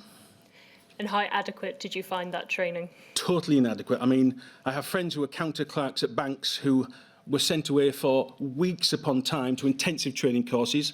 They then were shadowed intensively for weeks when they got to a counter, and then they were shadowed for another 6 months after that, unintensively. And it sort of should have rang alarm bells at the time, but youthful naivety maybe. I just thought this system's obviously so good, that's what's needed. But I think you did ask for more training at the time. Absolutely, yeah, I wasn't confident, especially the balances. The first balance we didn't balance, and I thought, well, hang on a minute, this, what's going on here? And I asked for more, and the trainer just said, you're lucky you've got me for as long as you've had me. Turning then to the alleged shortfalls, I think you say in your statement that in 2003 you started to notice discrepancies. Yes, so they're not always shortfalls, so the balance could be up or down. So it just didn't balance. Either way, it wasn't all shortfalls, and I think even the first... So even with the trainer called Helen was sat over my shoulder for that first week, watched every transaction, still didn't balance on the times that she was there. And again, it should have been red flags at the time, but enthusiasm and everything else took over, and you think, well, I can get through this, and there's this fantastic support line I've been told about, so that's there for me if I need it, and yeah, if only it had been. And how often did you notice those discrepancies, would you say? I don't think there was a week there wasn't a discrepancy, up or down. And what did you do when you noticed a discrepancy? So my thought was, don't interfere with the post office stock system. So leave it. If it's up, don't take it out. If it's down, don't put it in. And then I know that I haven't taken or touched the post office money. It's its own unit, and that was my sort of way forwards. And I think you mentioned in your statement that the discrepancies got worse, is that right? Yes, yeah. So the discrepancies built, and then you'd ring the helpline. Well, I called it the hell line, because if you could get through, and if they hadn't shut the line early, if you didn't get someone on the other end of the phone who was just totally frustrated and shouting at you, or or you could just get cut off in the middle of a call if they didn't like what you were asking them, and it was just sort of, how do I sort this out? And you got this message back all the time that was either you're the owner having this problem, or you'll just have to roll over, and because you have to be open tomorrow. You must be open tomorrow. We balanced every week, and there was no option of not being open the day after, And how did you feel when the person in the helpline was telling you that? Frustration was, a lot of the time it got to anger, real anger. And I remember when we asked for the records of my call logs to the helpline in various court cases, they wouldn't supply them. They only actually supplied them when it got to the CCRC, so they actually lied to me twice. First, they refused to disclose the call logs to me in my initial case, then in the mediation with Howe & Co, and then with the Freeth's case in the High Court. They still said that they destroyed them, they weren't there. Then, miraculously, at the CCRC, the sheet appeared with my call logs. 188 calls over the 15 months, I think, whatever it was I was there. It's about one every other day. And clearly it says, this is their paperwork, it says, related calls, requests for contact with line manager, 6 related to Horizon issues, 155 to transaction issues, 29 related to balancing inquiries, and 6 of the calls look like they've been deleted. I would suggest that those calls were where I was explicitly told to sign the cash account rollover. I'm just checking to see if we've been sent that. Would you be prepared to share? I'm sure it's in the disclosure pack, but I'll make sure that solicitors, Hudgels will be fantastic. They'll send it to you afterwards. Thank you. And I believe you were audited on the 16th of September 2003, is that right? Yeah, if I can just go back a step, actually, I think it might be useful to the inquiry that obviously we'll get to the point where my mother took over the office, but in 2009, which is years after I left the office, she was also explicitly told to falsify an account and roll over to open.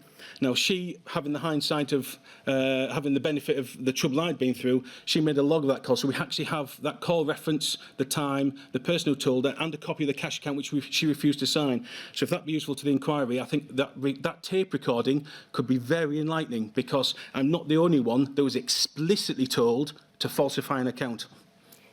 Yes, please. I'm sure we would be very grateful to see those. So turning back to the audit, which I think was on the 16th of September 2003. Yeah, people like to call it an audit, but Kevin, the young man that came to my office, I don't think he had any qualifications, financial qualifications, or forensic accounting qualifications, or computer programming qualifications.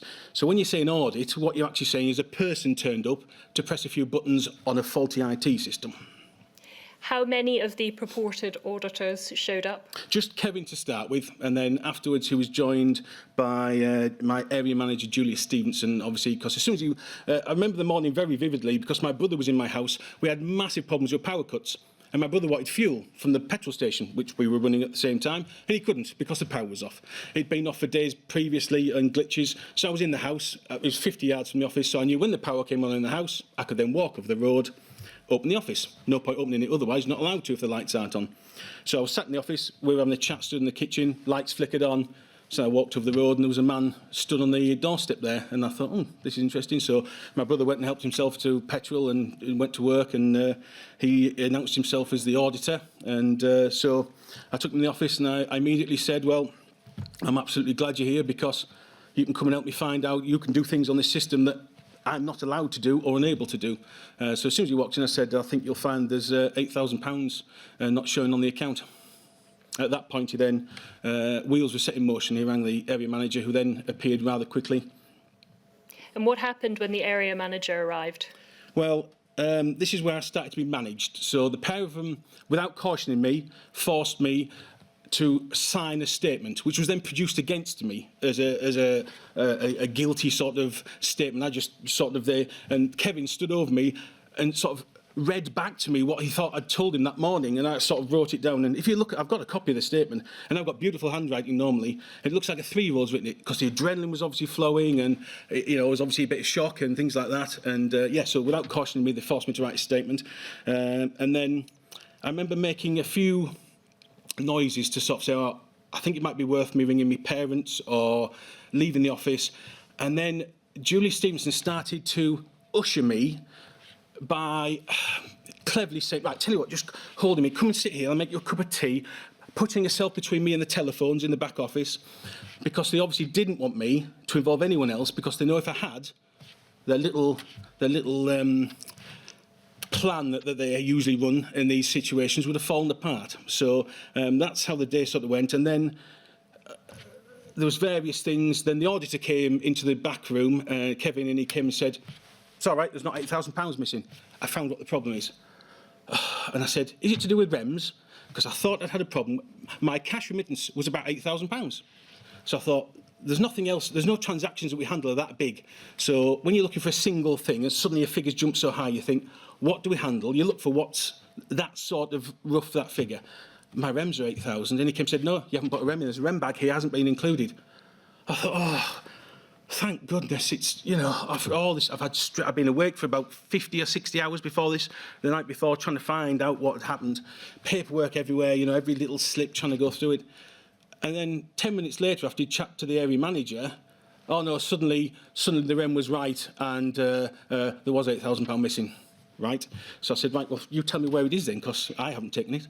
And then the area manager said to me, we've got 2 system specialists or specialists coming down. I think they're in Scotland or Berwick or somewhere up north. We'll have to wait for them to get here, 4 or 5 hours, however long it took. So then they sort of managed me all day, prevented me contacting anybody. And and then the investigators turned up, and things rolled on from there. And what happened when the investigators showed up? So when the investigators came, first they went into the office, and they obviously were chatting, and they sort of kept shutting the door to me, so I couldn't hear what they were saying. And then they said, oh, we need to have a chat. I said, oh, that's no problem at all. I've got nothing to hide. Let's have a chat. And I'm assuming they wanted to, I naively assumed, they're going to ask me about inputting certain things on the computer. Have I made sure this is right? Have I done things in the correct order? I thought these 2 specialists had come to go through the computer. How stupid I was. So they said, we can't do it here because of the power was flickering. Can we pop to your house? And I said, well, the power's the same, but we can go over there if you want, that's fine. So I went over to the house, stupidly made them a nice cup of tea. And then they were talking to me, but they were very... Now I know what they were doing, but at the time it didn't seem that suspicious. They talked to me, but separately. So one would be in the lounge, one was in the kitchen. But every time they did, they'd make sure they kept shutting the door. Now I think that's so that they honestly couldn't, if they were asked, say what the other person was asking me or telling me. They were saying things to me like, now you don't want to look stupid here, and they firmly reminded me that I'd signed the Official Secrets Act, which just terrified me when they started talking about that. I thought, hang on, and then by this time my mind was just like jelly. And they said, you've signed the Official Secrets Act, so you're not allowed to talk to anybody at all about this, because I'd been making noises about trying to get hold of my parents, Joan, my wife. I was just, I need to contact somebody. And they were very, very clever in preventing me from getting anywhere near a telephone. So then, next thing, I was in the lounge with one of them, and the lounge door was shut. And picture them in the chairs now. And one of them got up and went out. And I don't know what he was doing. It was a long time. I wonder if he was searching the house without my permission in the areas that, because the lounge was right at the back of the house. And then, the car was 20 steps away from the house. I think it took them about 15, 20 minutes to bring a tape recorder back. And they said, oh, we're just plugging this in because says I'm to write everything down, etc., etc. And so you can have someone here, but I said, oh, excellent, finally I can have someone here. But only if they're another post office worker or like a colleague or a union rep. I said, well, I don't have any colleagues. I work by myself in the post office. There's only a few counter assistants, but, oh, well, no, they can't come in, no. So it wouldn't let my wife in, obviously, so they said, no, that's not allowed. And then Yeah, so they went through the process of saying you're not allowed to talk, they reinforced you're not allowed to talk to anyone about this. Then the tape recorder went on and they said, you've said you don't want anyone here and you don't want a solicitor. And at this point I'm thinking, well, I'm not allowed to talk to anybody. So I said, no, well, obviously not, you know. So that's how we proceeded. And all this time, they just kicked my wife out of the house in the evening in the cold and left her outside. Obviously, she couldn't go to the post office because they'd taken the keys for that. And by this time, they'd actually stripped the office. And when I say stripped it, they took every scrap of post office paperwork. And I'd like to say take, but they didn't. They stole, there's no warrant, all of my personal trading invoices, bank statements. They emptied the safe, which had my lease, copy of my lease in it. They took all of that away and folded boxes full of stuff. They just stripped the office bare, never ever returned it. You know, we never got another sight of it after that. And then obviously the interview started. Now before the interview had started, I'd been mentioning this REM and this £8,000 because to me it was the most likely area where a figure could have jumped that big. It's the only transaction we could handle that was that sort of size was a remittance coming into the office. And obviously we're talking about that REM pouch and things like that. And then they sort of said, right, well, before we start the interview, you can tell me about this REM pouch and et cetera, et cetera. OK, we'll do that then. I was just doing what I was being told, you know. At some point, I thought we're going to get on to them asking me about the inputs into the machine, look at my log-ons, let's have a look at the cash accounts, let's have a look at the balances for the recent few weeks. Of course, they weren't interested in that at all. So they started, and I started to tell them about this pouch that I think I might have lost. Have I thrown it in the bin? So many things were going through my mind because the only message the helpline reinforced was, it'll turn up. If there's an error, we've got this system which finds a system. You'll come back as a correction, an error notice up or down, and you think, right, so this is obviously how the system works. You know, if the computer's done something wrong, they've got this back end which finds this, and then you correct your office. So you think it's going to come back, and then in the interview I said, right, we'll start talking about this REM pouch. Might have lost REM pouch as one of the possibilities because I didn't know what happened. And then they turned that round and said. They then turned around to say that I was trying to lie about this REM pouch. So I said, hang on a minute. And then it all went downhill from there. They started mentioning it was Tony Robertson and Jude Trotter. And I've got this pervasive image of her sat in my great-grandma's chair. She looks a bit like a witch with...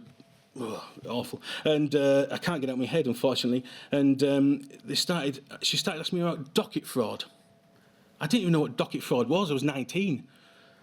And she said, we found these docket slips in the till drawer. And I said, right, well, they're part of the cash.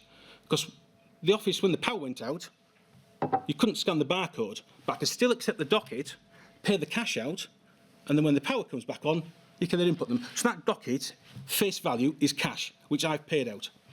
So the second the area manager removed them from the stock unit and passed them to an investigator, she instantly created over £400 deficit at that moment. So they had them in the interview in my house, these dockets. What are these here for?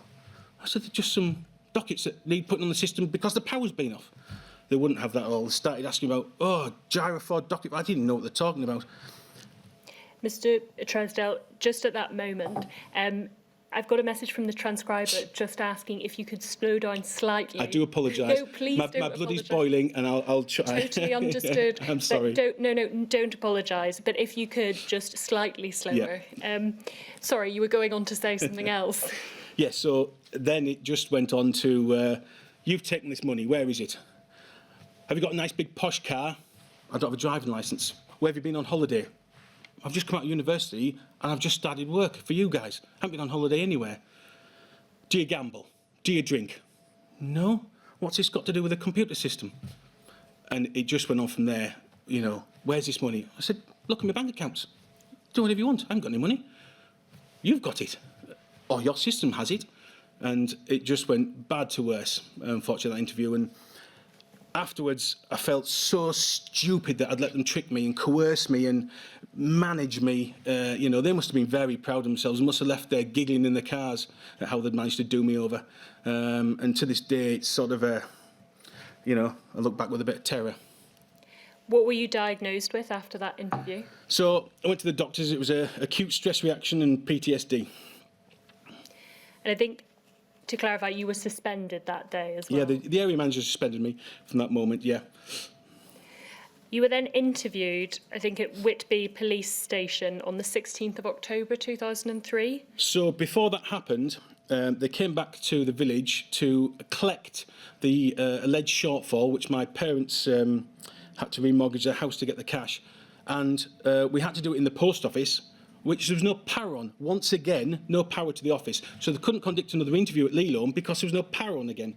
The power issues in the village were that bad that a year after I was prosecuted, they had to take the whole village off the national grid for a year onto generators and replace all the infrastructure. That's how big the problem was. I have the ticket number from the power company, actually, because years after I wrote to them and said, can you just confirm this? And she said, oh, yeah, it was. And the guy who actually planned the project wrote back to me and said we had to, it was a year on generators. That's how bad the power was. And yeah, so it's they then had to take me to the police station because they couldn't plug their tape recorder in at Leelone, no power. And at that point, I wasn't fit for interview at all. But they didn't care. They weren't interested in any regulations or rules or pace or anything like that. They were own law to themselves. So they took me to the police station at Whitby, and I had to be booked in by the duty sergeant.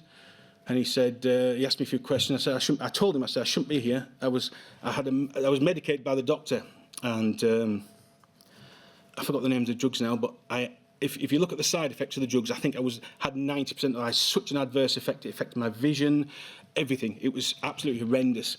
And I said to him, I'm on these tablets. I can't think straight. I can't talk straight. And the post office man looked at him and said, that's what we do. It's all right. And this sergeant stood there and said, oh, well, off you go then. And at that point, a duty solicitor had been called for me, who I think was probably more used to dealing with breaches of the peace and drunken disorderly. Certainly not an intensive case like the post office were admitting or alleging I'd done. Did you feel properly supported at all during that interview? Oh, no, I don't think the solicitor spoke in the whole interview. And I think I had 10, 20 seconds with him before. They didn't give any prior disclosure. They didn't say to him, this is the evidence we're going to put to him or anything like that. It was literally, he was seeing it as they were putting to me in the police station interview room.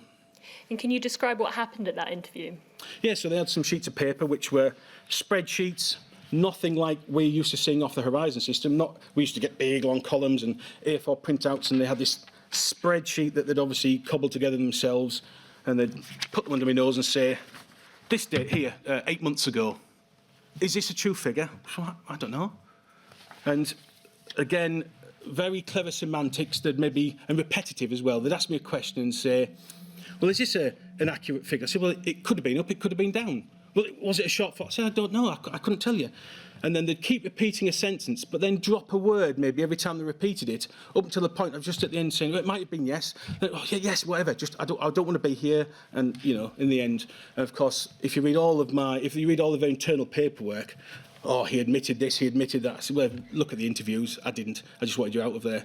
At one point, he said, you've asked for a solicitor. If you read the transcribe, I thought he was a solicitor. One of the other investigators I hadn't seen before. Didn't even know who I was talking to. It even says I am talking to the solicitor. I was facing him over the table, and my solicitor was sat next to me on this side. And, it was just horrendous. How did you feel after that interview?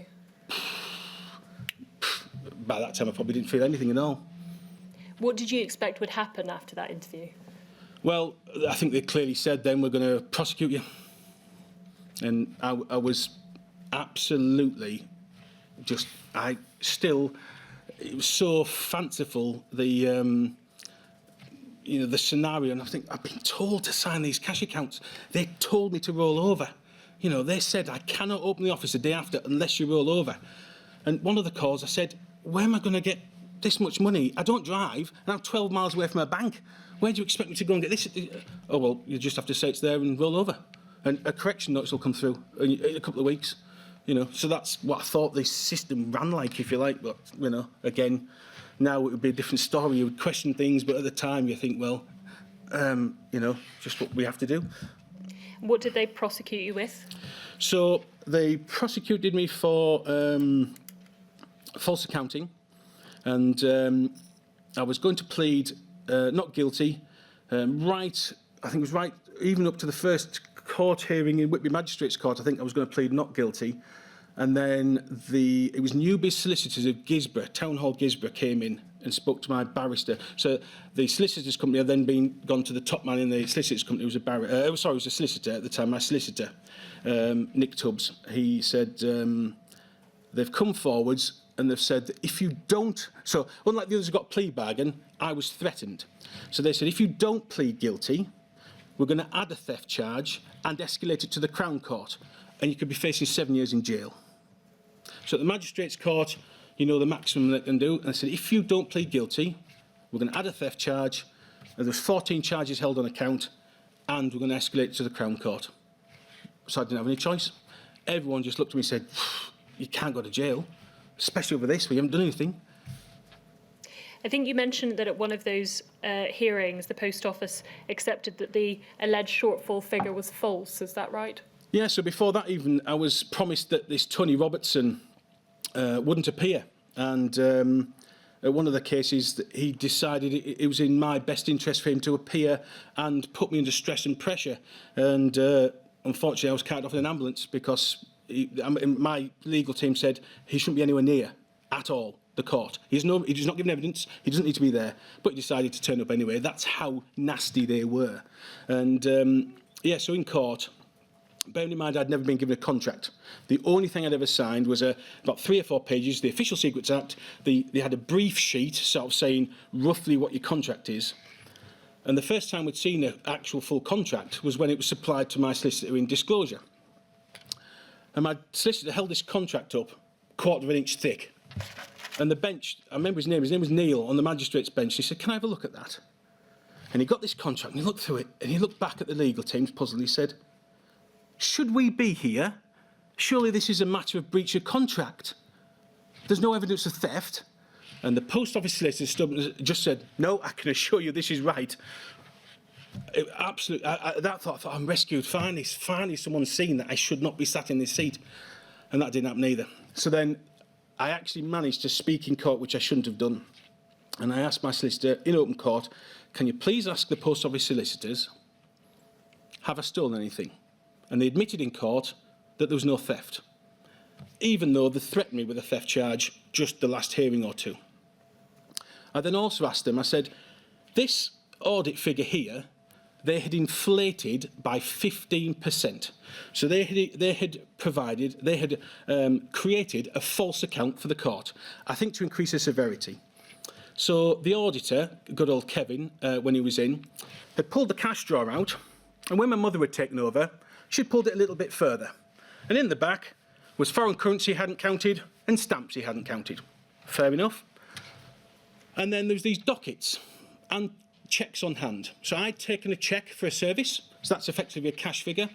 Instead of deducting those from the audit figure, they added them. And the 400 odd pounds of dockets, instead of deducting those, they added them on too. And then they also refused to deduct the cash and the stamps that had been found in the till drawer afterwards as well. None of those funds were ever returned to me, by the way. So they admitted in court, and they said at the next hearing, because then it had to go for pre-sentencing report or whatever.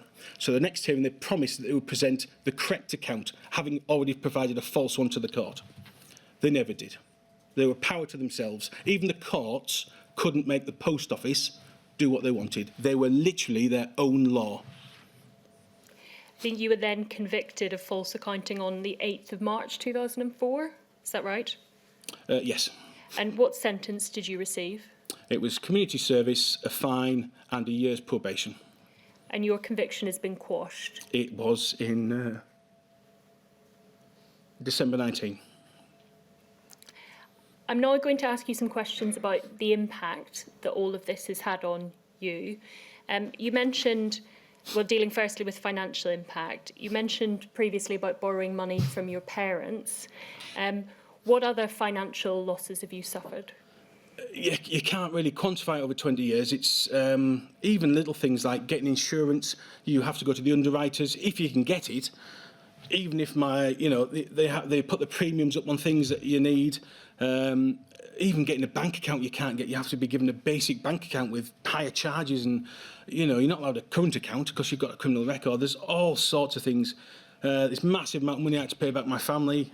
Still owe some of them, and it's you think, oh, when will this ever stop following me, you know? And it never does. How much do you still owe people? I don't know the exact figure, but it was, including interest, I think it was about £19,000 I had to borrow from my parents.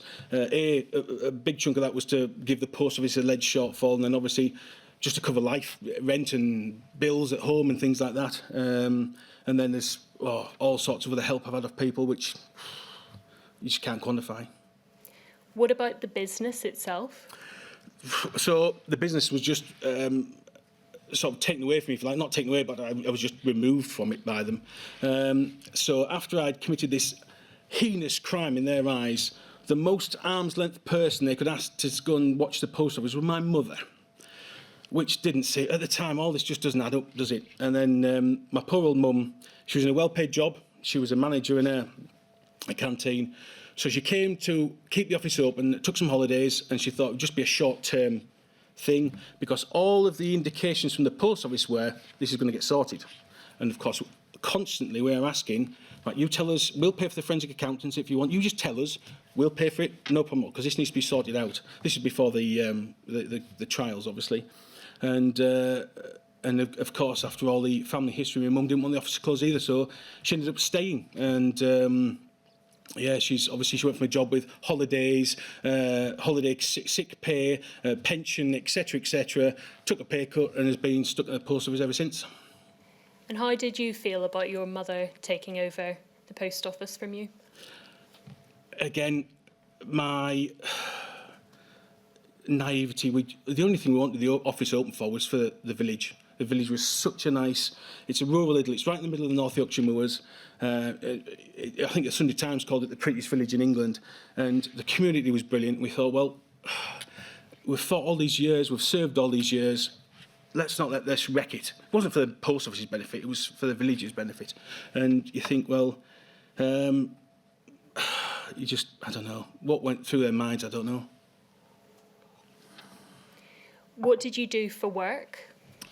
So, to start with, obviously, initially afterwards there was no work, and then the local landlord offered me some shifts, just ad hoc, casual work. So I sort of got back into there a few years after. I sort of worked in the kitchens of the pub and things like that. I did a few years like that, and then as time went on, family encouraged me to pick up the design work again, so I started picking up a bit of that.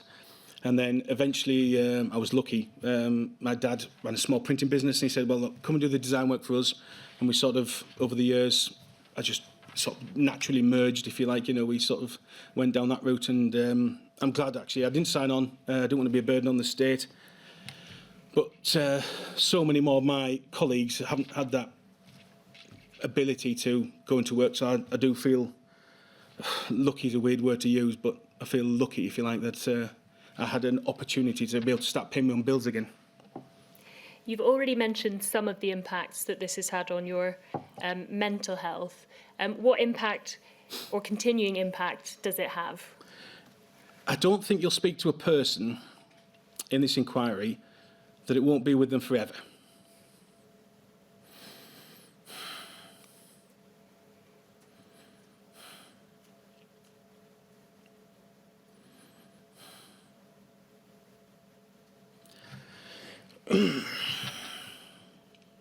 I just hope that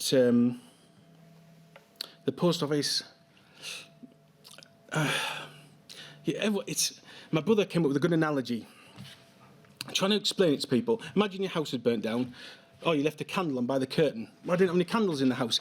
It was this magical dragon appeared and burnt my house down. It was a fiction as far-fetched as that the post office could lie and then cover it up for all these years, and then when they even explicitly were told the truth by external auditors, continue to cover it up, and not at that point say, oh, your conviction's unsafe. They let us suffer for longer. Even now, you can read the post office dribble that they put out, and you think, yeah, I've got no contrition, you've got no remorse, you're just on brand protection 101 mode. That's all you're interested in. And you just think, just put the victims first for once. That's all we want. And how do you feel about yourself now? I don't know. The battle has kept us going, I think. The fight for justice. Alan obviously formed the JFSA, and the first meeting I went into, I walked to this little village hall, after being told I was the only one this had ever happened to. And it was funny, actually. It was a friend of my mum. She had heard from a wholesaler of hers that his son-in-law in Bridlington, which is a town just down the coast, this is a few years after, was having problems. And we then looked into it and heard about this JFSA. And I walked into the village hall and I looked round and I just thought, these just look like my grandparents, because most of the subpostmasters were at retirement jobs, etc. I was one of the exceptions, being so young. And I looked around and I thought, are these all... Oh, the weight just lifted. And I thought, it's not just me. They have lied. This is disgusting, you know. And then the support was excellent. And I think that's what's kept everyone going, is the truth always comes out. Always comes out. It's just taken 20 years for it to get there. I think you mentioned in your statement that you feel like your personality is different now. Oh, yeah, it's just suspicion of most things and people, and like hypervigilance, things like that never go away. It's absolutely draining sometimes. You think sometimes it's been an advantage to be so fastidious about things and careful, you know, but other times you just think, oh, I just wish I could let loose and be my old self. I think you also mentioned in your statement about the impact it's had on your physical health as well. Yeah, before, I mean, when I was at college and just before I took over, I was playing rugby, swimming, running, weightlifting, you name it. I did swim sprint for the county. I was a sprinter for the county. I threw discus, things like that. I was very, very fit. And then when you don't want to go out afterwards, it just disappears. And you've touched on this a moment ago when you said you didn't want to go out. What impact has this had on your social life? Well, we always made an effort every New Year's Eve.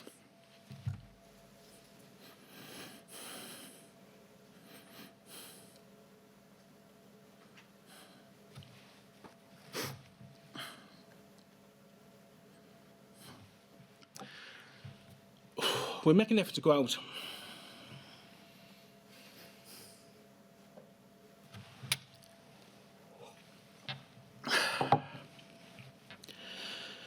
Because it would signal another year on from it.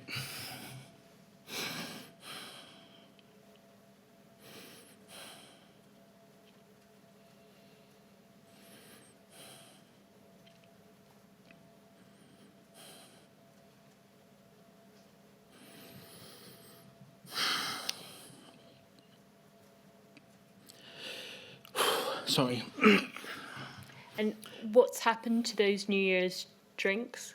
Well, that's the one thing we tried to keep going, and obviously when we figured out that the post office were this massive pack of lying hounds, the sort of battle took over then. So for those few years, we sort of, not immediately after, but years after, we thought, well, let's celebrate getting another year past.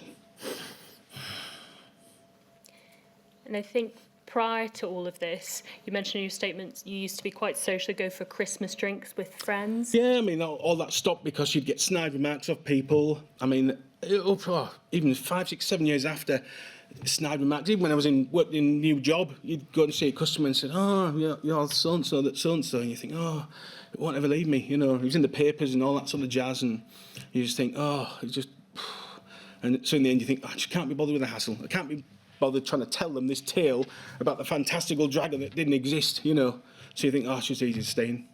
What snide remarks would you hear? Well, just, you know, sort of, oh, have you got a new car outside? I've been on nice holidays, same sort of things, you know. Oh, you're the guy that lost all that money, and things like that. So you just think, well, you know. And what about your family? How did this impact on the relationship with your grandfather? Well, let me start somewhere else. So my little brother was still at school. He would get all sorts of comments at school.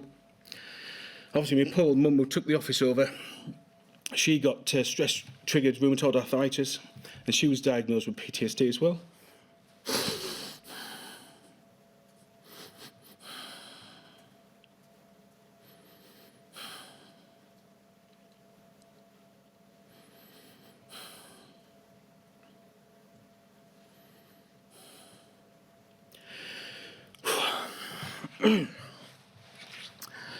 And then my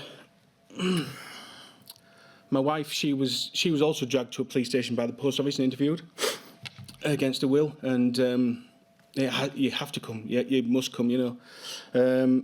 so she had that to deal with, and then she was diagnosed with about 4 or 5 stress-triggered autoimmune conditions.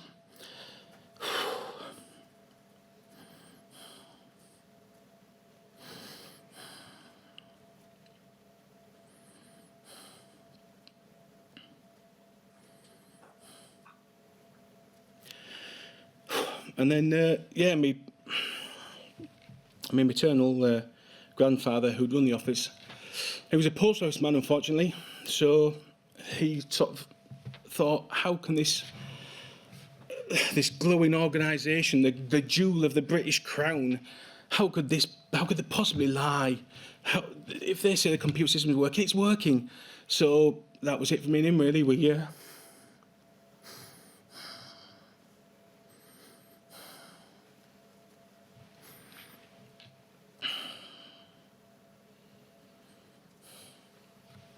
I do apologise. Please don't apologise. Do let me know if you'd like a moment.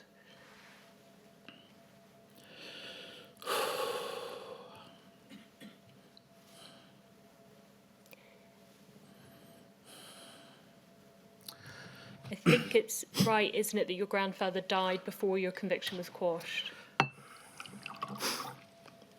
Yeah, so that's that's one of the biggest tragedies. What do you mean by tragedy? How does it make you feel? I think you can probably understand. But for him, he wasn't around long enough to hear even the truth coming out in the High Courts. We got reading internal documents, and then even after the High Court, where they came to the settlement, and they still even then hadn't disclosed other evidence which was pertinent to all our cases, which in my view makes the 555 settlement totally unjust.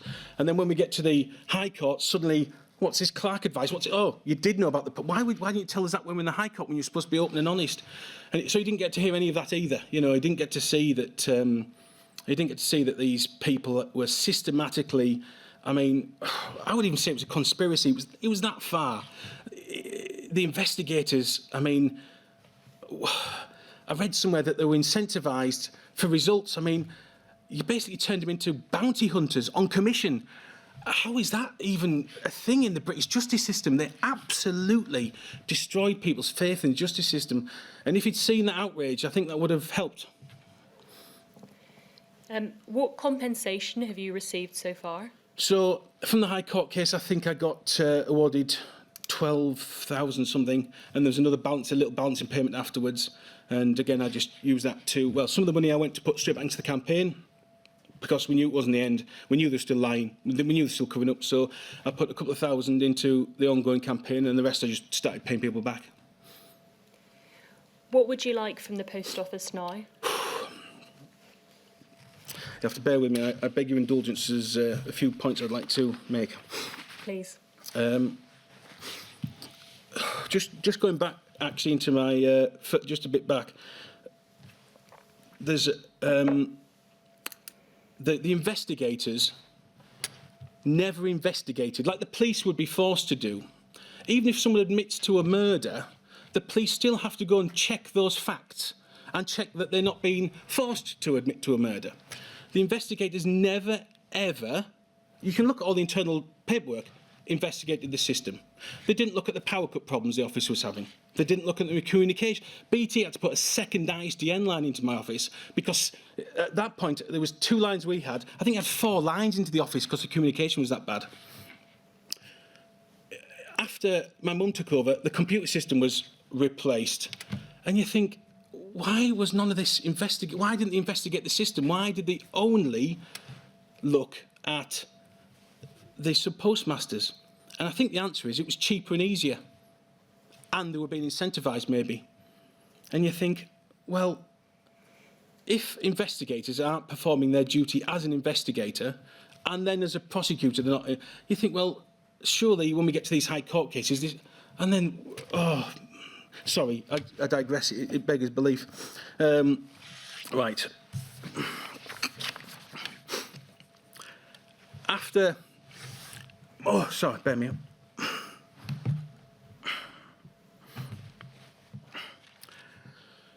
After a few years, the area manager that was my area manager, became my mother's area manager, came back to the office after she'd left the post office.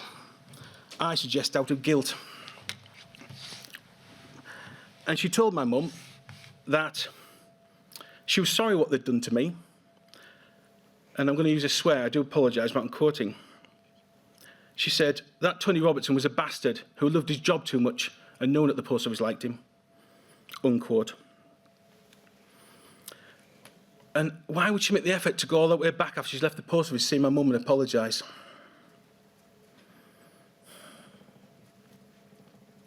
My mum was that paranoid when she took over the office.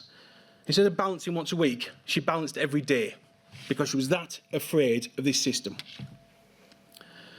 There was one occasion where she had a deficit which was exact amount of the foreign currency, to the penny, that she had experienced.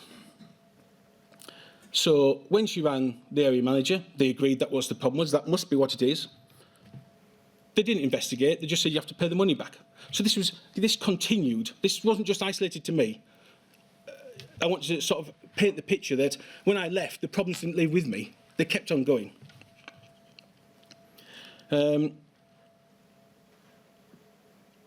The Helpline, I would suggest that they're very complicit in this scandal.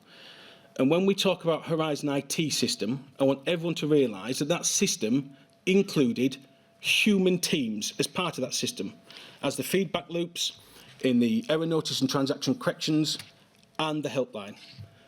So we're not just talking about a computer system that went wrong, we're also talking about the human teams within that IT system that went wrong, or were complicit, or did things on purpose.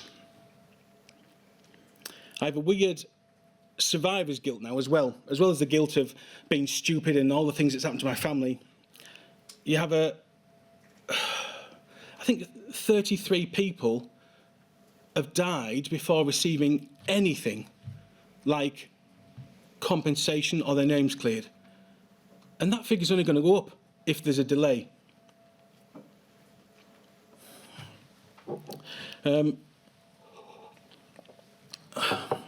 I'd also like to say that one evening I was carted off to the police station after I was convicted to have my DNA and fingerprints taken from me forcefully. And they said if I didn't comply, it would be forcefully, because they had the right to do it 30 days after any conviction. I was then kicked out of a police station at 12 at night with no phone, no money, 12 miles from home. So I think the police need to look at themselves, and I would suggest that no private prosecutions should be allowed to use police premises. The Post Office investigators did that to intimidate people. I'm absolutely sure of it. They wanted people to believe that they were the police, or bigger than the police. They bullied the police. We've heard it in lots of witness statements where they just, you've got to charge them, you've got to do this. So one of my suggestions is that police infrastructure should never be allowed to use for private prosecutions. This takes me on to something else. The Director of the Public Prosecutions and the Justice Select Committee, I think it's incomprehensible that a private prosecution can be brought from someone who is both the victim, the investigator and the prosecutor. How can that happen in this day and age? I would like to see the creation of a private prosecution register, because if there had been one when my solicitor would have been able to do a quick search. Hang on a minute. Look at all these other post office cases, all been told they're the only one. My prosecution would have never gone ahead. I'd also like that any private prosecution in the future is automatically passed to the DPP, and at which point he either can allow it to go forward, he can refuse it, because, like our cases, they were just a total malicious affront to the public conscience. They should never have been anywhere near a court. They abused the court system more than anything we'll ever read about, I think, in our lifetimes. Or he could strip it from them and pass it to the CPS and the police, so that proper oversight, proper investigation, and a proper decision could be made about prosecution, unlike what the Post Office did. To the inquiry, I'd like to make a suggestion. Mr Beer started calling the Post Office Paul. I was prosecuted by the Royal Mail. There's been consigning in various legal guises of what the Post Office is, but they are the Post Office. They're not Paul. The public don't know what Paul is. Sorry, bear with me. They're not Voldemort. We can name them. They always have been, and they are the post office. They're not Paul to many people. Certainly not to me. They're the post office. So that's one thing I'd like you to consider, is call them the post office, because that's what they are, and that's who did the wrong. When I was prosecuted, Adam Crozier was the chairman or the chief executive. I read in a BBC and Telegraph article that a few years before he took over, he admitted falsifying sales figures, and he was let off for youthful indiscretion. This is the same man that then decided for a few £1,000s that I should be prosecuted and destroy my life. I think he should be here answering questions, as well as all the other heads of post office. I don't think there's one that could be allowed to get away from this. This has happened for 20 years. To the Federation, the National Federation. Now, when I first contacted the Federation, they advised me to write letters of contrition to get my job back. They formatted the letters, and if you read them, they're a load of dribble. But they were then used against me as a sign of guilt. Those letters were presented as a sign of guilt. And the NFSP, who obviously we all know now has been stripped because of not a proper union, I think that the minimum they should be doing is paying back all of those subscriptions to the subpostmasters that have been affected. And I think they should be disbanded, actually. I think they're too closely wound up with this whole scandal to survive it. Specifically to the post office, I want you to remove onerous threats, NDAs, gagging clauses from any of your serving or past staff, because I know the reason that people haven't come forward like we want them to. And we've as the JFSA, we've had these people come to us and say, I've got this information, we can't say it because we've been threatened. If you really, really are wanting to get this behind you, let those people come forward, the helpline staff, the investigators, let them tell us what they know. Because without that, we're not going to get to the bottom of this. I'd like to know, I think from the evidence I've seen, this is my submission of the situation, but the post office bosses were paid bonuses based on performance. And we all know that the post office were operating suspense accounts into the millions, massive suspense accounts, which were either postmasters' money, failed two-sided transactions, and I'm pretty sure in saying that, from my understanding, that those suspense accounts were added to the profits and loss accounts of the post office, therefore inflating the performance figures, therefore inflating the bonuses that the top staff were getting. Victims' money, in my opinion, was going into the pockets of those that had persecuted them, directly nearly.